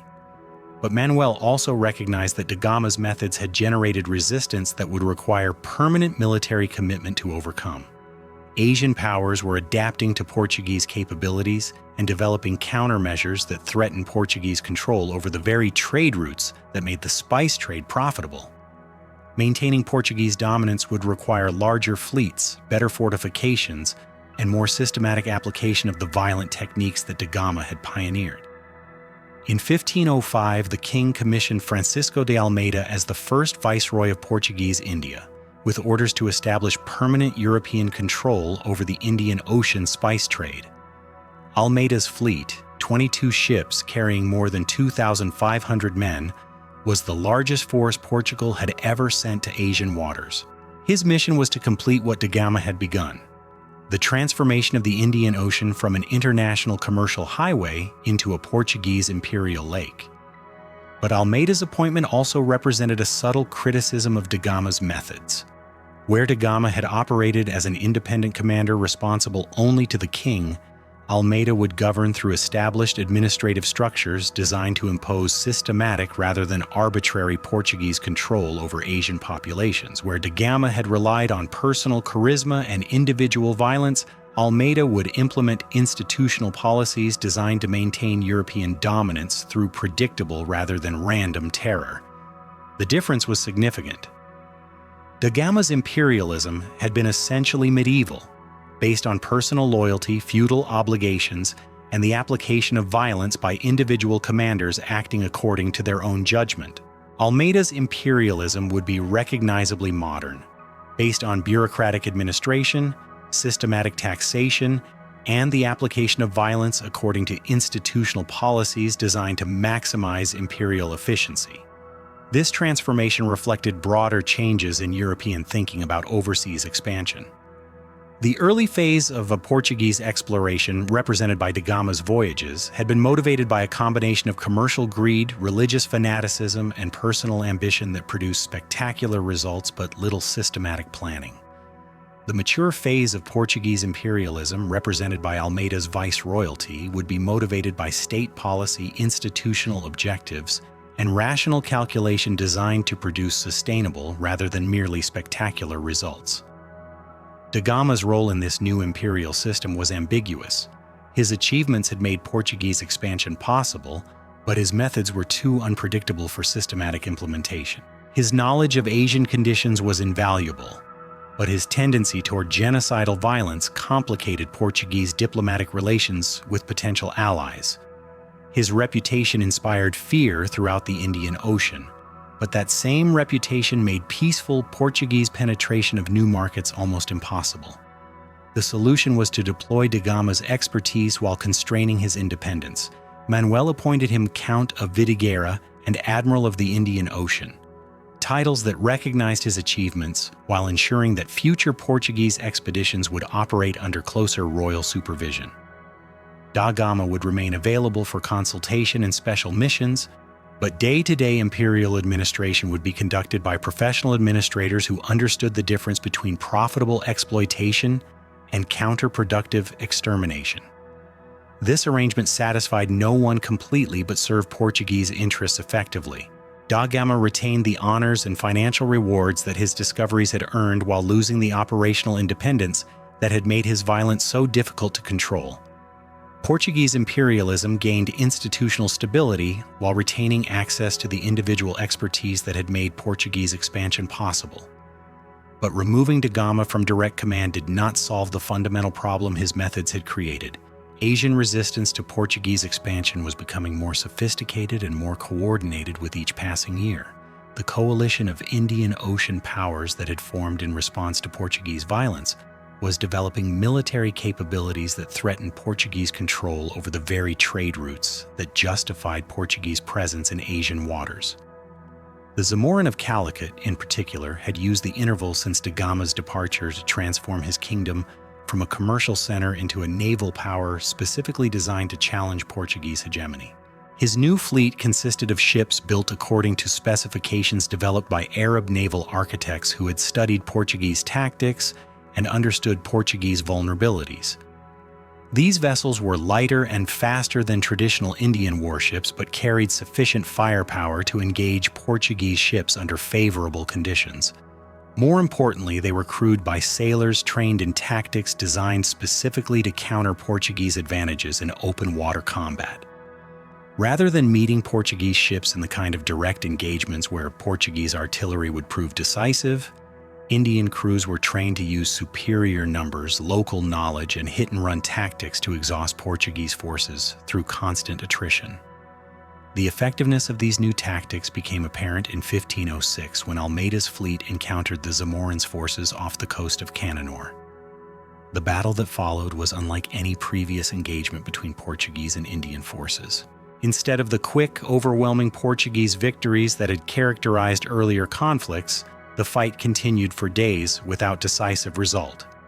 Portuguese cannons remained superior to anything the Indians could deploy, but Indian ships proved too numerous and too maneuverable for Portuguese gunners to achieve the concentration of fire that previous victories had required.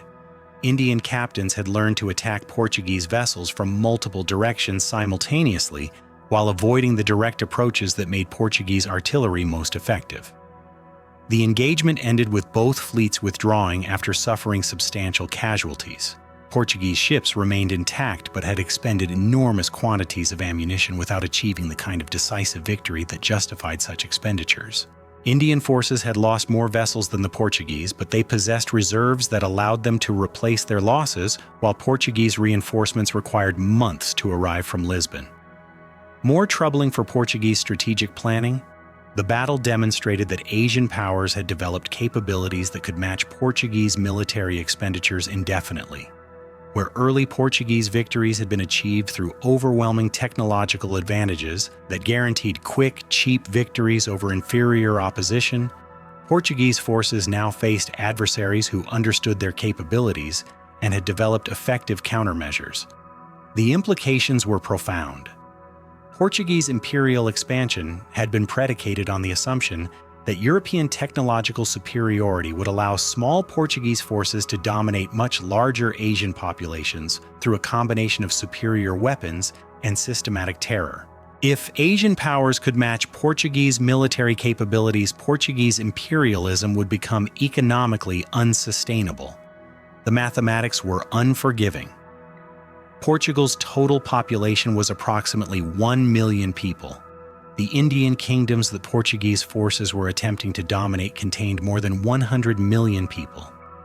Portugal's annual revenues were measured in thousands of ducats. The Asian commercial networks that Portuguese imperialism sought to control generated millions of ducats annually. Portuguese expansion could succeed only as long as Portuguese military advantages were sufficient to overcome these massive disparities in population and wealth. If Asian powers developed the ability to match Portuguese military expenditures, Portuguese imperialism would collapse under its own financial weight. Almeida recognized this problem and attempted to solve it through a strategy of systematic alliance building designed to divide Asian resistance and prevent the kind of coordinated opposition that had nearly defeated Portuguese forces during Da Gama's second expedition. Rather than treating all Asian powers as enemies to be conquered, Portuguese policy would identify potential allies who could be induced to support Portuguese objectives in exchange for commercial privileges or military protection.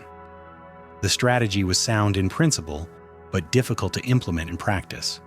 Da Gama's methods had generated so much fear and hatred throughout the Indian Ocean that most Asian rulers regarded any Portuguese offer of alliance as a prelude to eventual conquest and enslavement.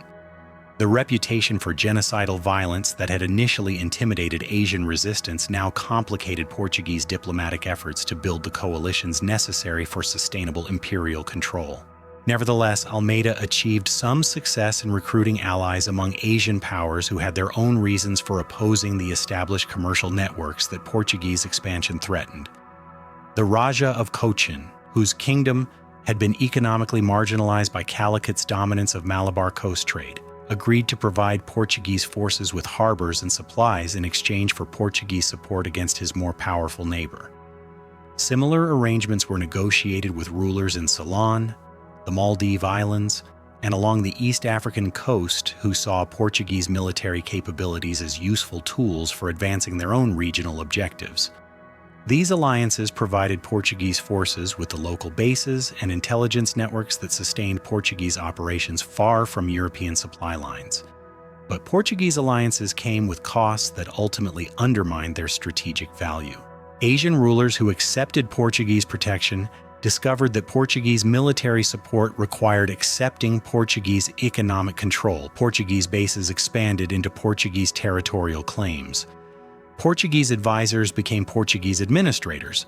Portuguese allies found themselves transformed into Portuguese vassals, whether they had agreed to such arrangements or not.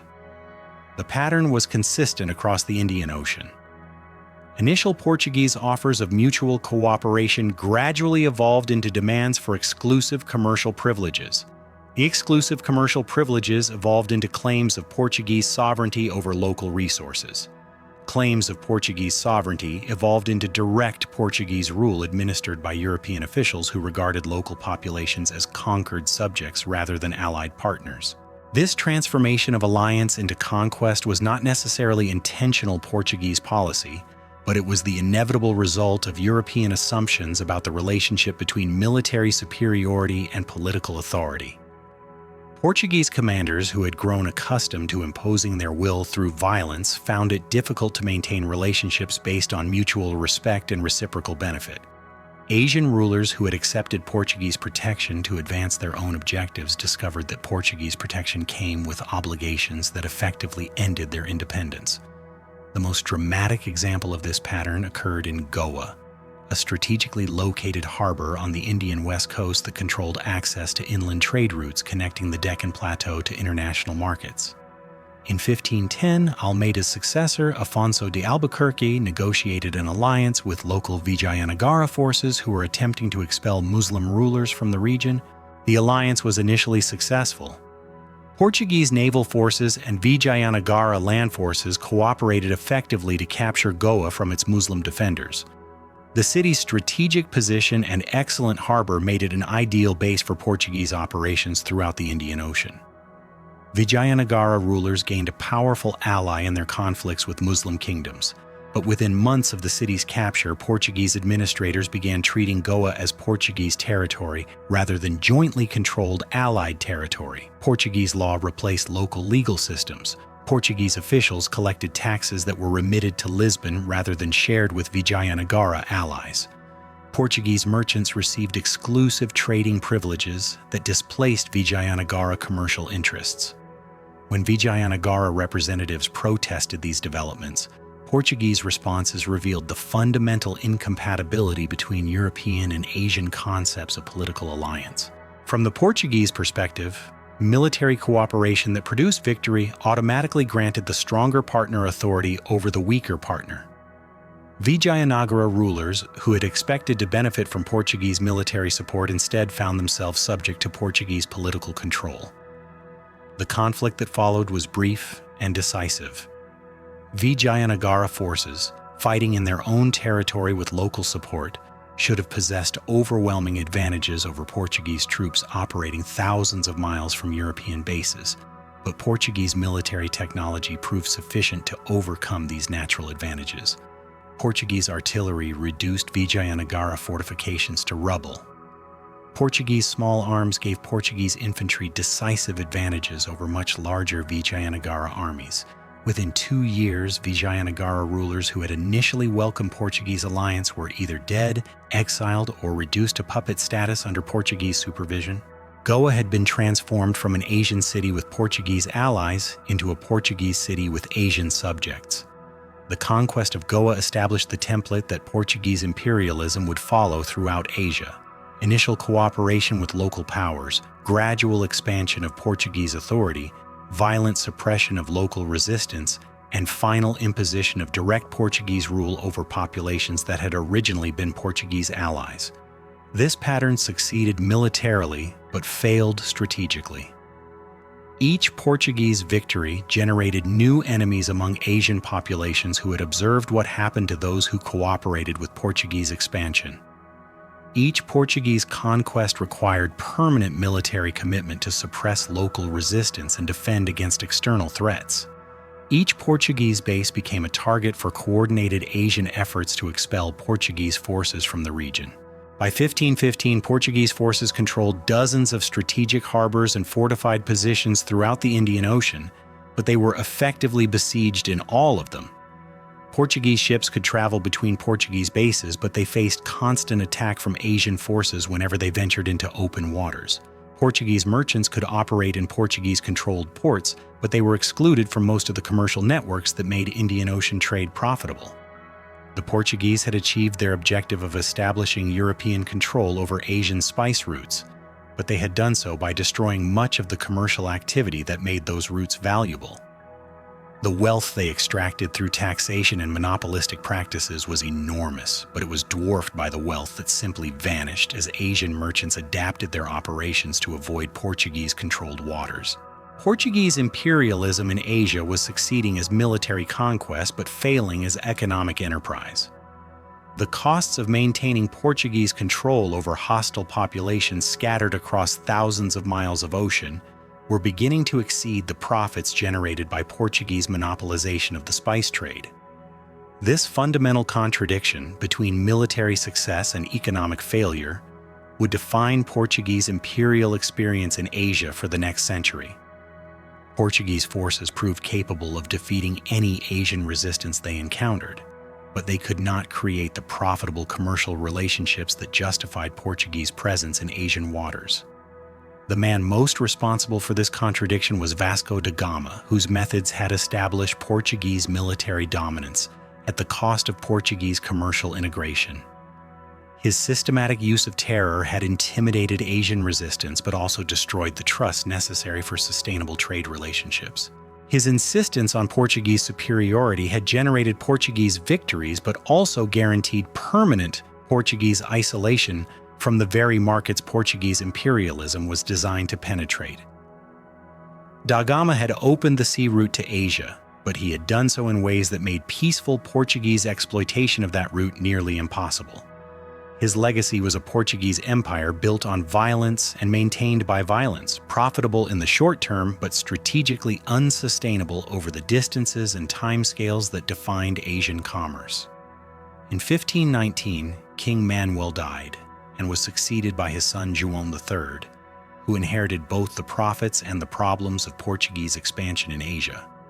The new king's advisors presented him with sobering analyses of Portuguese imperial finances that revealed the contradiction between military success and economic sustainability. Portuguese forces in Asia were generating enormous revenues through taxation of existing trade and monopolization of spice exports to Europe. But they were also consuming enormous resources through the constant military operations necessary to maintain Portuguese control over hostile populations.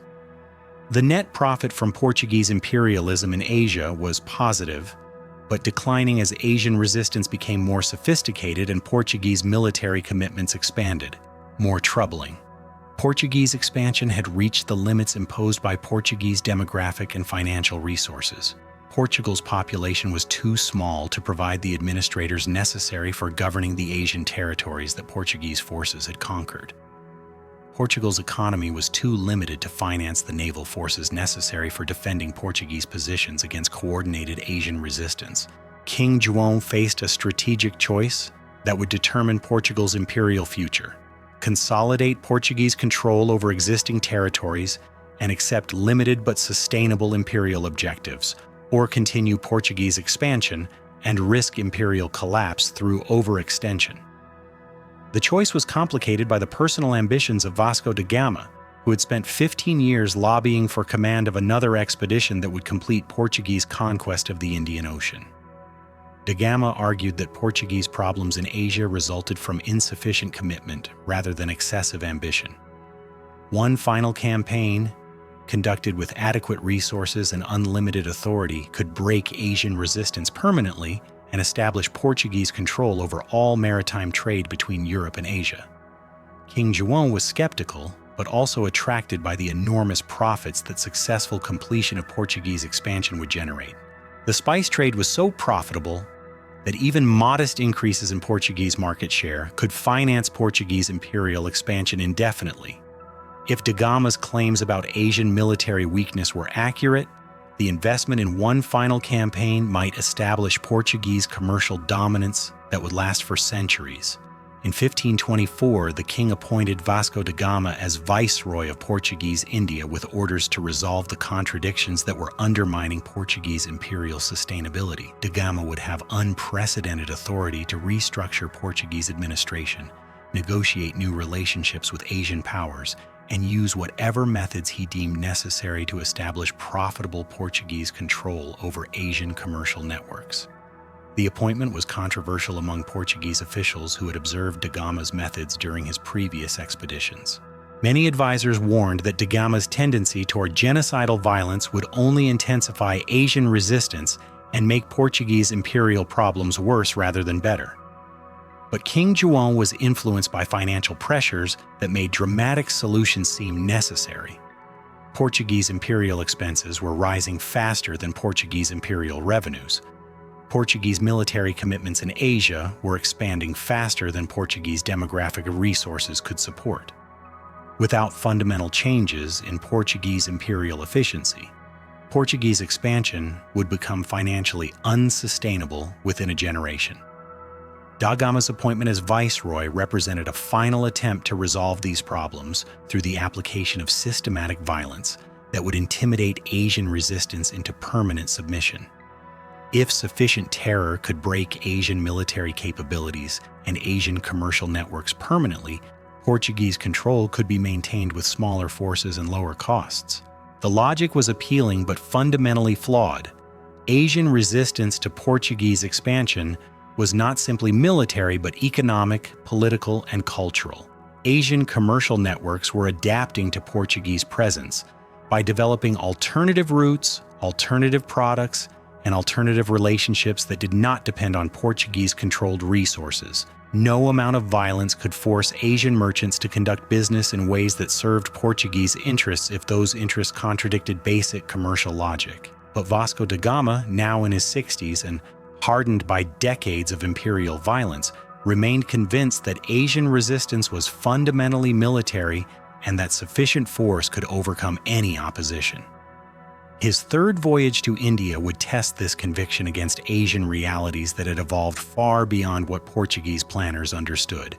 The fleet that departed Lisbon in April 1524 was smaller than da Gama's previous expeditions, but more heavily armed and more systematically organized.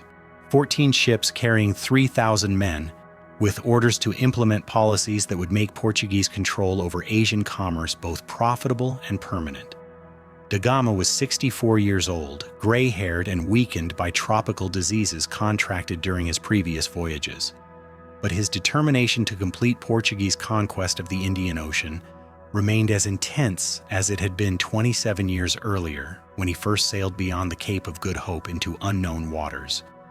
As his fleet disappeared beyond the horizon, carrying Portuguese imperial ambitions toward their final test against Asian resistance, King João and his advisors could only wait to learn whether Vasco da Gama's methods would solve Portuguese imperial problems or accelerate Portuguese imperial collapse. The answer would determine not just Portugal's future in Asia, but the entire trajectory of European expansion into regions where European assumptions about military superiority and cultural supremacy would face their most serious challenges. The Indian Ocean that greeted da Gama's third expedition bore no resemblance to the waters he had first encountered in 1498. Where Portuguese ships had once faced scattered resistance from individual kingdoms, they now confronted a sophisticated alliance that had spent decades preparing for exactly this moment. The Zamorin of Calicut commanded a fleet of over 200 vessels built specifically to counter Portuguese naval advantages. The Sultan of Egypt had provided military advisors and advanced artillery. Rulers throughout the region had coordinated their responses to ensure that Portuguese forces would face simultaneous pressure on multiple fronts. More ominously, Asian powers had developed intelligence networks that provided detailed information about Portuguese capabilities and intentions. Spies in Lisbon reported on Portuguese fleet preparations months before ships departed. Observers in Portuguese-controlled ports tracked Portuguese naval movements and supply lines. Asian commanders possessed better information about Portuguese forces than Portuguese commanders had about Asian capabilities. Da Gama discovered this new reality when his fleet reached the East African coast in September 1524. The Portuguese bases that had provided reliable support during his previous expeditions were now under constant siege. Local populations that had grudgingly accepted Portuguese authority were openly rebellious. Supply lines that had functioned efficiently for decades were disrupted by coordinated attacks that demonstrated sophisticated planning and execution. At Mozambique, Portuguese administrators reported that Arab merchants had established alternative trading networks that bypassed Portuguese taxation entirely. Goods that had previously flowed through Portuguese-controlled ports were now transported via inland routes that avoided Portuguese naval patrols. The commercial activity that justified Portuguese presence in the region was shifting beyond Portuguese reach. More disturbing, Portuguese control over local populations was collapsing despite the presence of Portuguese garrisons and fortifications. African rulers who had accepted Portuguese vassalage under threat of military destruction were now coordinating resistance efforts with external allies who provided weapons and tactical support. Portuguese authority extended only as far as Portuguese cannons could reach, and even that authority was challenged whenever Portuguese forces were distracted by other responsibilities. Da Gama's response to these developments revealed how little his thinking had evolved during 2 decades of imperial experience. Rather than recognizing that Portuguese methods had generated resistance that exceeded Portuguese capabilities, he interpreted Asian coordination as evidence that insufficient violence had been applied to break enemy morale permanently. His solution was to implement systematic terror on a scale that would make previous Portuguese violence seem restrained by comparison. Every population center that showed signs of resistance would be destroyed completely. Every ruler who refused to acknowledge Portuguese authority would be executed publicly along with their families and advisors. Every merchant network that operated outside Portuguese control would be hunted down and eliminated through coordinated military operations. The campaign of extermination that followed was unprecedented in its scope and systematic in its execution. Portuguese forces moved methodically along the East African coast, destroying cities that had flourished for centuries. Kilwa, which had been a center of international commerce since the 10th century, was reduced to uninhabited ruins. Mombasa's population was massacred so thoroughly that survivors could not maintain the irrigation systems that supported agriculture in the region. Portuguese records of these operations describe them with bureaucratic precision that cannot disguise their genocidal character. Entire populations were classified as rebels against Portuguese authority and sentenced to death without individual trial or consideration of actual involvement in resistance activities. Children were killed to prevent future revenge. Women were killed to prevent reproduction of hostile populations. Elderly people were killed because Portuguese administrators considered them economically useless. The violence was not random, but carefully calculated to maximize psychological impact on surviving populations. Public executions were conducted with maximum cruelty to ensure that witnesses would carry detailed accounts of Portuguese methods to other communities. Historical and religious sites were destroyed specifically to demonstrate Portuguese contempt for local cultures. Economic infrastructure was systematically demolished to prevent recovery and rebuilding, but the campaign achieved none of its intended objectives. Rather than intimidating Asian resistance into submission, Portuguese atrocities provided definitive proof that Portuguese objectives were genocidal and that compromise was impossible. Populations that had previously been willing to accommodate Portuguese demands now understood that Portuguese rule meant physical extinction. The response was immediate and coordinated. Rather than waiting for Portuguese forces to reach their territories, Asian powers began implementing preemptive strategies designed to deny Portuguese forces the supplies and bases necessary for sustained operations.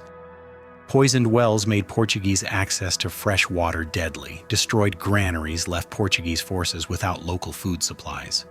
Evacuated populations denied Portuguese administrators the tax base necessary to finance imperial operations. More significantly, Asian military forces began targeting Portuguese supply lines and communication networks with systematic precision. Ships carrying reinforcements from Lisbon were intercepted by raiders who possessed detailed intelligence about Portuguese schedules and routes. Messages between Portuguese commanders were captured and decoded, providing Asian forces with comprehensive information about Portuguese strategic planning. For the first time since Portuguese expansion began, Asian resistance was operating according to Portuguese methods rather than reacting to Portuguese initiatives. The intelligence networks, coordinated planning, and systematic violence that had given Portuguese forces overwhelming advantages during the early phases of imperial expansion were now being deployed against Portuguese positions by Asian powers who had learned Portuguese techniques and adapted them to local conditions. Da Gama found himself commanding forces that were simultaneously victorious in individual engagements and losing strategically across the entire theater of operations. Portuguese ships could still defeat any Asian fleet in direct combat, but Asian fleets avoided direct combat and concentrated on disrupting Portuguese operations through constant harassment and supply interdiction. Portuguese bases remained militarily secure, but they were becoming economically unsustainable, as the commercial activity they were designed to control shifted to areas beyond Portuguese reach. Portuguese administrators maintained nominal authority over territories that were increasingly depopulated and economically worthless due to Portuguese policies. Most critically, Portuguese casualties were mounting at unsustainable rates, while Portuguese reinforcements were being intercepted before they could reach Asian battlefields. Each month of operations reduced Portuguese effective strength, while Asian capabilities continued to expand through recruitment, training, and equipment acquisition that Portuguese forces could not prevent. By December 1524, when Da Gama's fleet reached Indian waters, Portuguese imperial control over the Indian Ocean was in full collapse. The network of bases and alliances that had taken decades to establish was disintegrating under coordinated pressure that exceeded Portuguese capabilities to resist. The Zamorin of Calicut had assembled the largest fleet in Indian Ocean history specifically to engage Portuguese naval forces in decisive battle. Over 300 vessels carrying more than 50,000 men, supported by artillery provided by the Sultan of Egypt and tactics developed by military advisors who had studied Portuguese methods for decades. But the Zamorin strategy was more sophisticated than simple numerical superiority. Rather than seeking the kind of direct naval engagement where Portuguese artillery might prove decisive, the Indian fleet was organized to implement coordinated attacks on Portuguese supply lines and bases while avoiding the concentrated battles that favored Portuguese firepower. Indian naval forces were divided into dozens of smaller squadrons that could operate independently across vast distances while maintaining communication and coordination through signal systems that Portuguese commanders did not understand. Each squadron was capable of overwhelming isolated Portuguese vessels while avoiding engagement with larger Portuguese forces. The strategic concept was to force Portuguese commanders to choose between protecting their supply lines and defending their bases, while ensuring that Portuguese forces were insufficient to accomplish both objectives simultaneously. Portuguese naval strength would be dispersed across multiple fronts, while Indian forces could concentrate overwhelming numbers against specific targets chosen for maximum strategic impact. Da Gama recognized the sophistication of the opposition he faced, but his response revealed the fundamental limitations of European military thinking when applied to Asian conditions. Portuguese tactical doctrine was based on achieving decisive victories through superior firepower, concentrated at specific points. The idea of avoiding battle while winning wars through systematic attrition was foreign to European military experience. His solution was to seek the decisive naval engagement that Indian strategy was designed to avoid. If Portuguese artillery could destroy the main Indian fleet in a single battle, Indian resistance throughout the region would collapse regardless of Indian advantages in supply lines, intelligence networks, or popular support. The battle that da Gama sought came in January 1525, when his fleet encountered the main Indian force off the coast of Chaul. The engagement was the largest naval battle fought in Indian Ocean waters, involving more than 400 ships and 60,000 men from dozens of different kingdoms and cultures united only in their determination to expel Portuguese forces from Asian waters. Portuguese artillery proved as devastating as da Gama had expected. Indian ships that came within range of Portuguese cannons were destroyed with ruthless efficiency. Portuguese firepower was concentrated and coordinated in ways that Indian forces could not match despite their numerical superiority. But the battle also demonstrated the limitations of Portuguese tactical advantages when deployed against opponents who understood Portuguese capabilities and had developed appropriate countermeasures. Indian commanders avoided the direct approaches that made Portuguese artillery most effective. Indian vessels attacked from multiple directions simultaneously, preventing Portuguese gunners from concentrating fire. Indian tactics emphasize mobility and attrition rather than the decisive engagements that Portuguese strategy required. The battle continued for 3 days without decisive result. Portuguese ships remained intact and continued to destroy any Indian vessels that came within artillery range, but Indian numbers allowed them to sustain losses that would have crippled Portuguese operations while maintaining pressure that prevented Portuguese forces from achieving the overwhelming victory that Portuguese strategy required. More troubling for Portuguese strategic objectives, the battle revealed that Indian military capabilities were expanding faster than Portuguese capabilities were declining. Indian shipbuilding was producing vessels faster than Portuguese artillery could destroy them. Indian recruitment was providing personnel faster than Portuguese diseases and combat were eliminating them.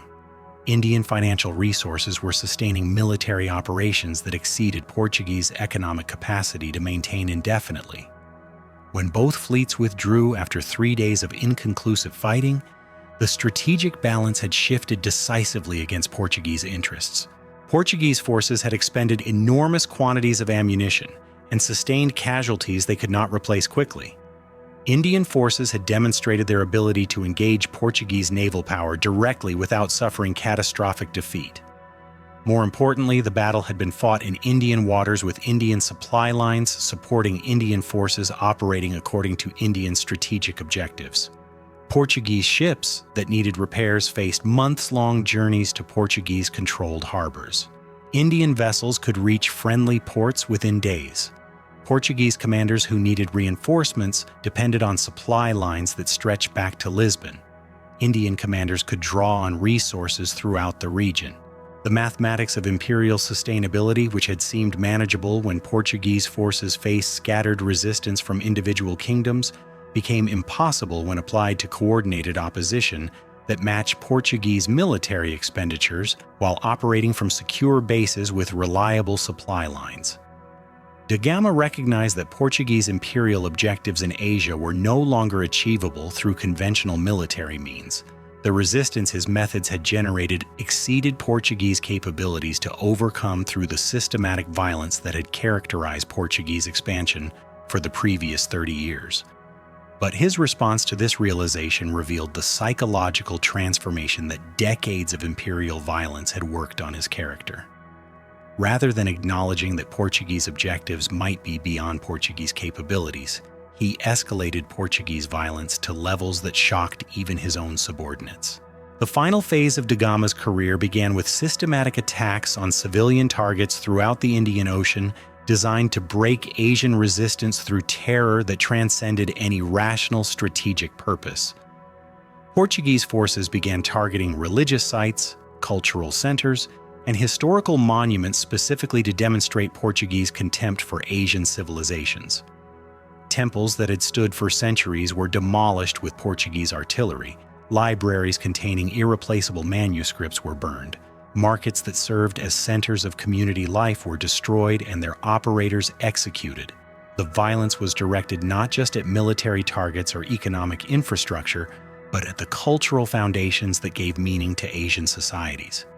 This campaign of cultural annihilation achieved nothing except to provide final confirmation that Portuguese objectives were not commercial or political, but genocidal. Asian populations that had previously regarded Portuguese expansion as a threat to their independence now understood that Portuguese rule meant the destruction of everything that defined their civilizations. The response was unified resistance that transcended traditional boundaries of religion, ethnicity, and political affiliation. Hindu kingdoms that had been historical enemies of Muslim rulers now coordinated military operations against Portuguese forces. Christian communities that had initially welcomed Portuguese expansion now provided intelligence and support to anti-Portuguese coalitions. Even populations that had benefited from Portuguese protection against local rivals abandoned their Portuguese alliances when faced with evidence of Portuguese intentions. For the first time since Portuguese expansion began, da Gama faced opposition that was not just military but existential.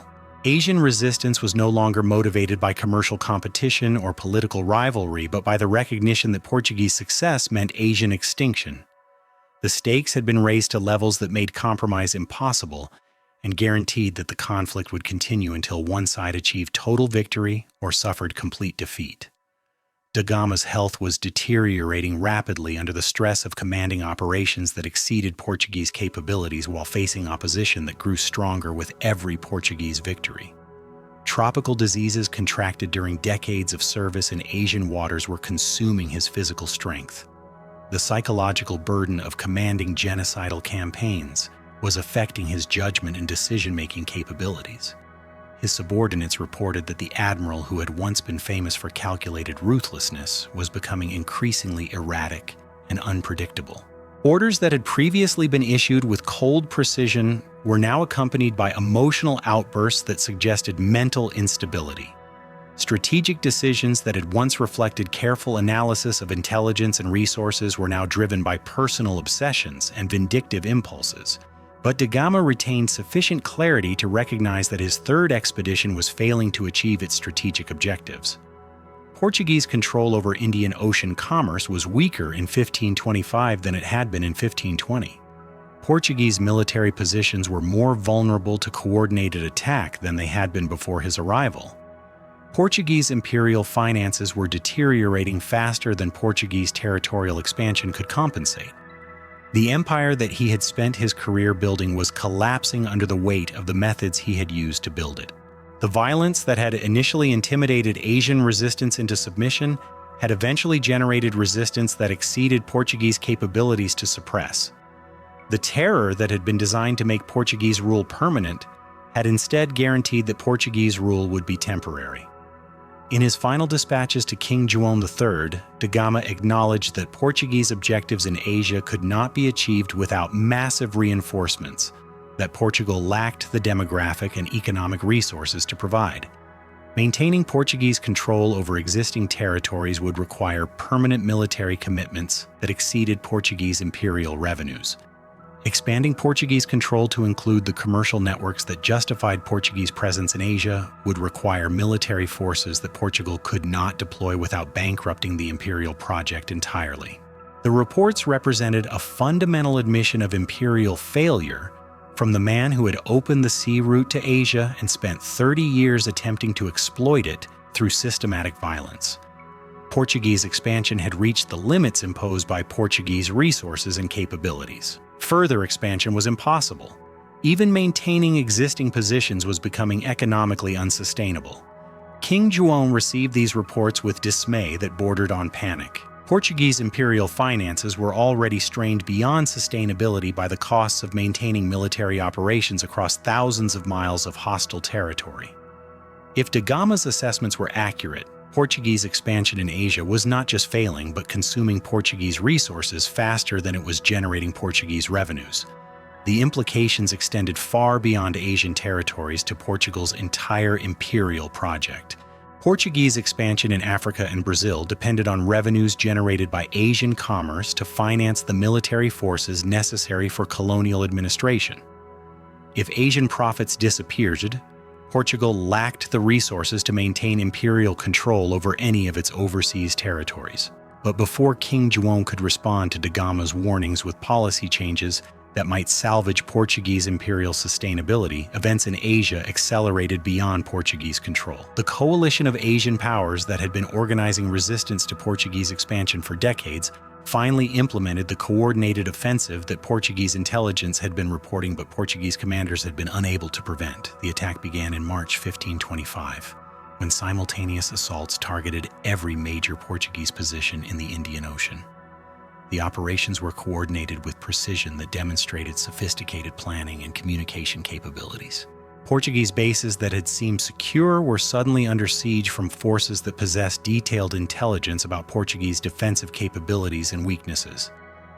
At Goa, the most important Portuguese stronghold in Asia, Indian forces implemented siege tactics that revealed intimate knowledge of Portuguese supply lines and defensive preparations.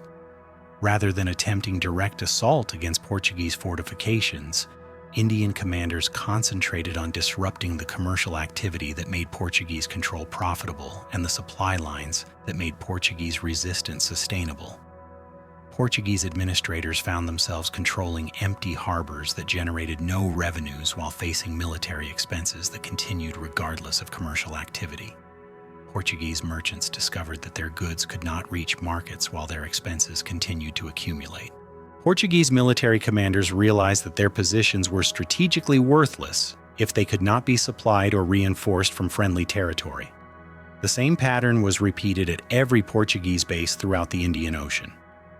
Coordinated Asian attacks did not attempt to capture Portuguese positions directly, but instead isolated them economically and strategically until Portuguese control became too expensive to maintain. Portuguese naval forces found themselves unable to relieve any of these sieges because Asian naval coordination prevented Portuguese ships from concentrating sufficient firepower at any single point while maintaining security at other threatened positions.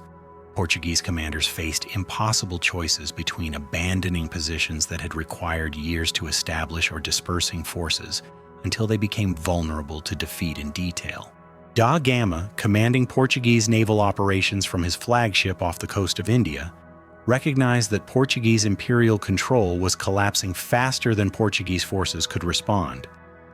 The network of bases and alliances that had taken 30 years to establish was disintegrating within months under coordinated pressure that Portuguese resources could not resist.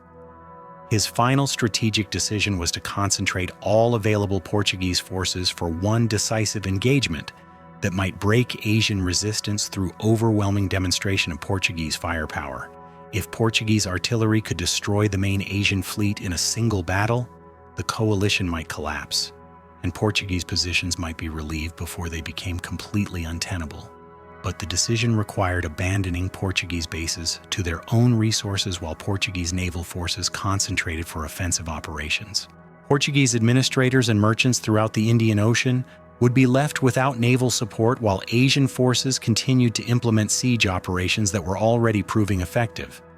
The gamble was enormous and the stakes were absolute. Success might restore Portuguese dominance over Indian Ocean commerce and justify 30 years of imperial expansion. Failure would mean the end of Portuguese presence in Asian waters and the collapse of the entire imperial project that had transformed Portugal from a small European kingdom into a global power. As da Gama's fleet sailed toward what he intended to be the decisive battle of his career, he was already weakened by tropical fevers that were killing him as surely as Asian resistance was destroying Portuguese imperial ambitions. The man who had opened the sea route to Asia was preparing to stake everything on one final demonstration of Portuguese power against Asian coordination that had been designed specifically to counter Portuguese methods. The battle would determine whether European expansion into Asia would proceed according to Portuguese plans or whether Portuguese imperialism would join the historical record of imperial projects that had exceeded the capabilities of their creators. Da Gama had spent his career proving that European technology could project European power into Asian waters. Now he would discover whether European resources could sustain European control over Asian populations who had learned European methods and adapted them to Asian purposes.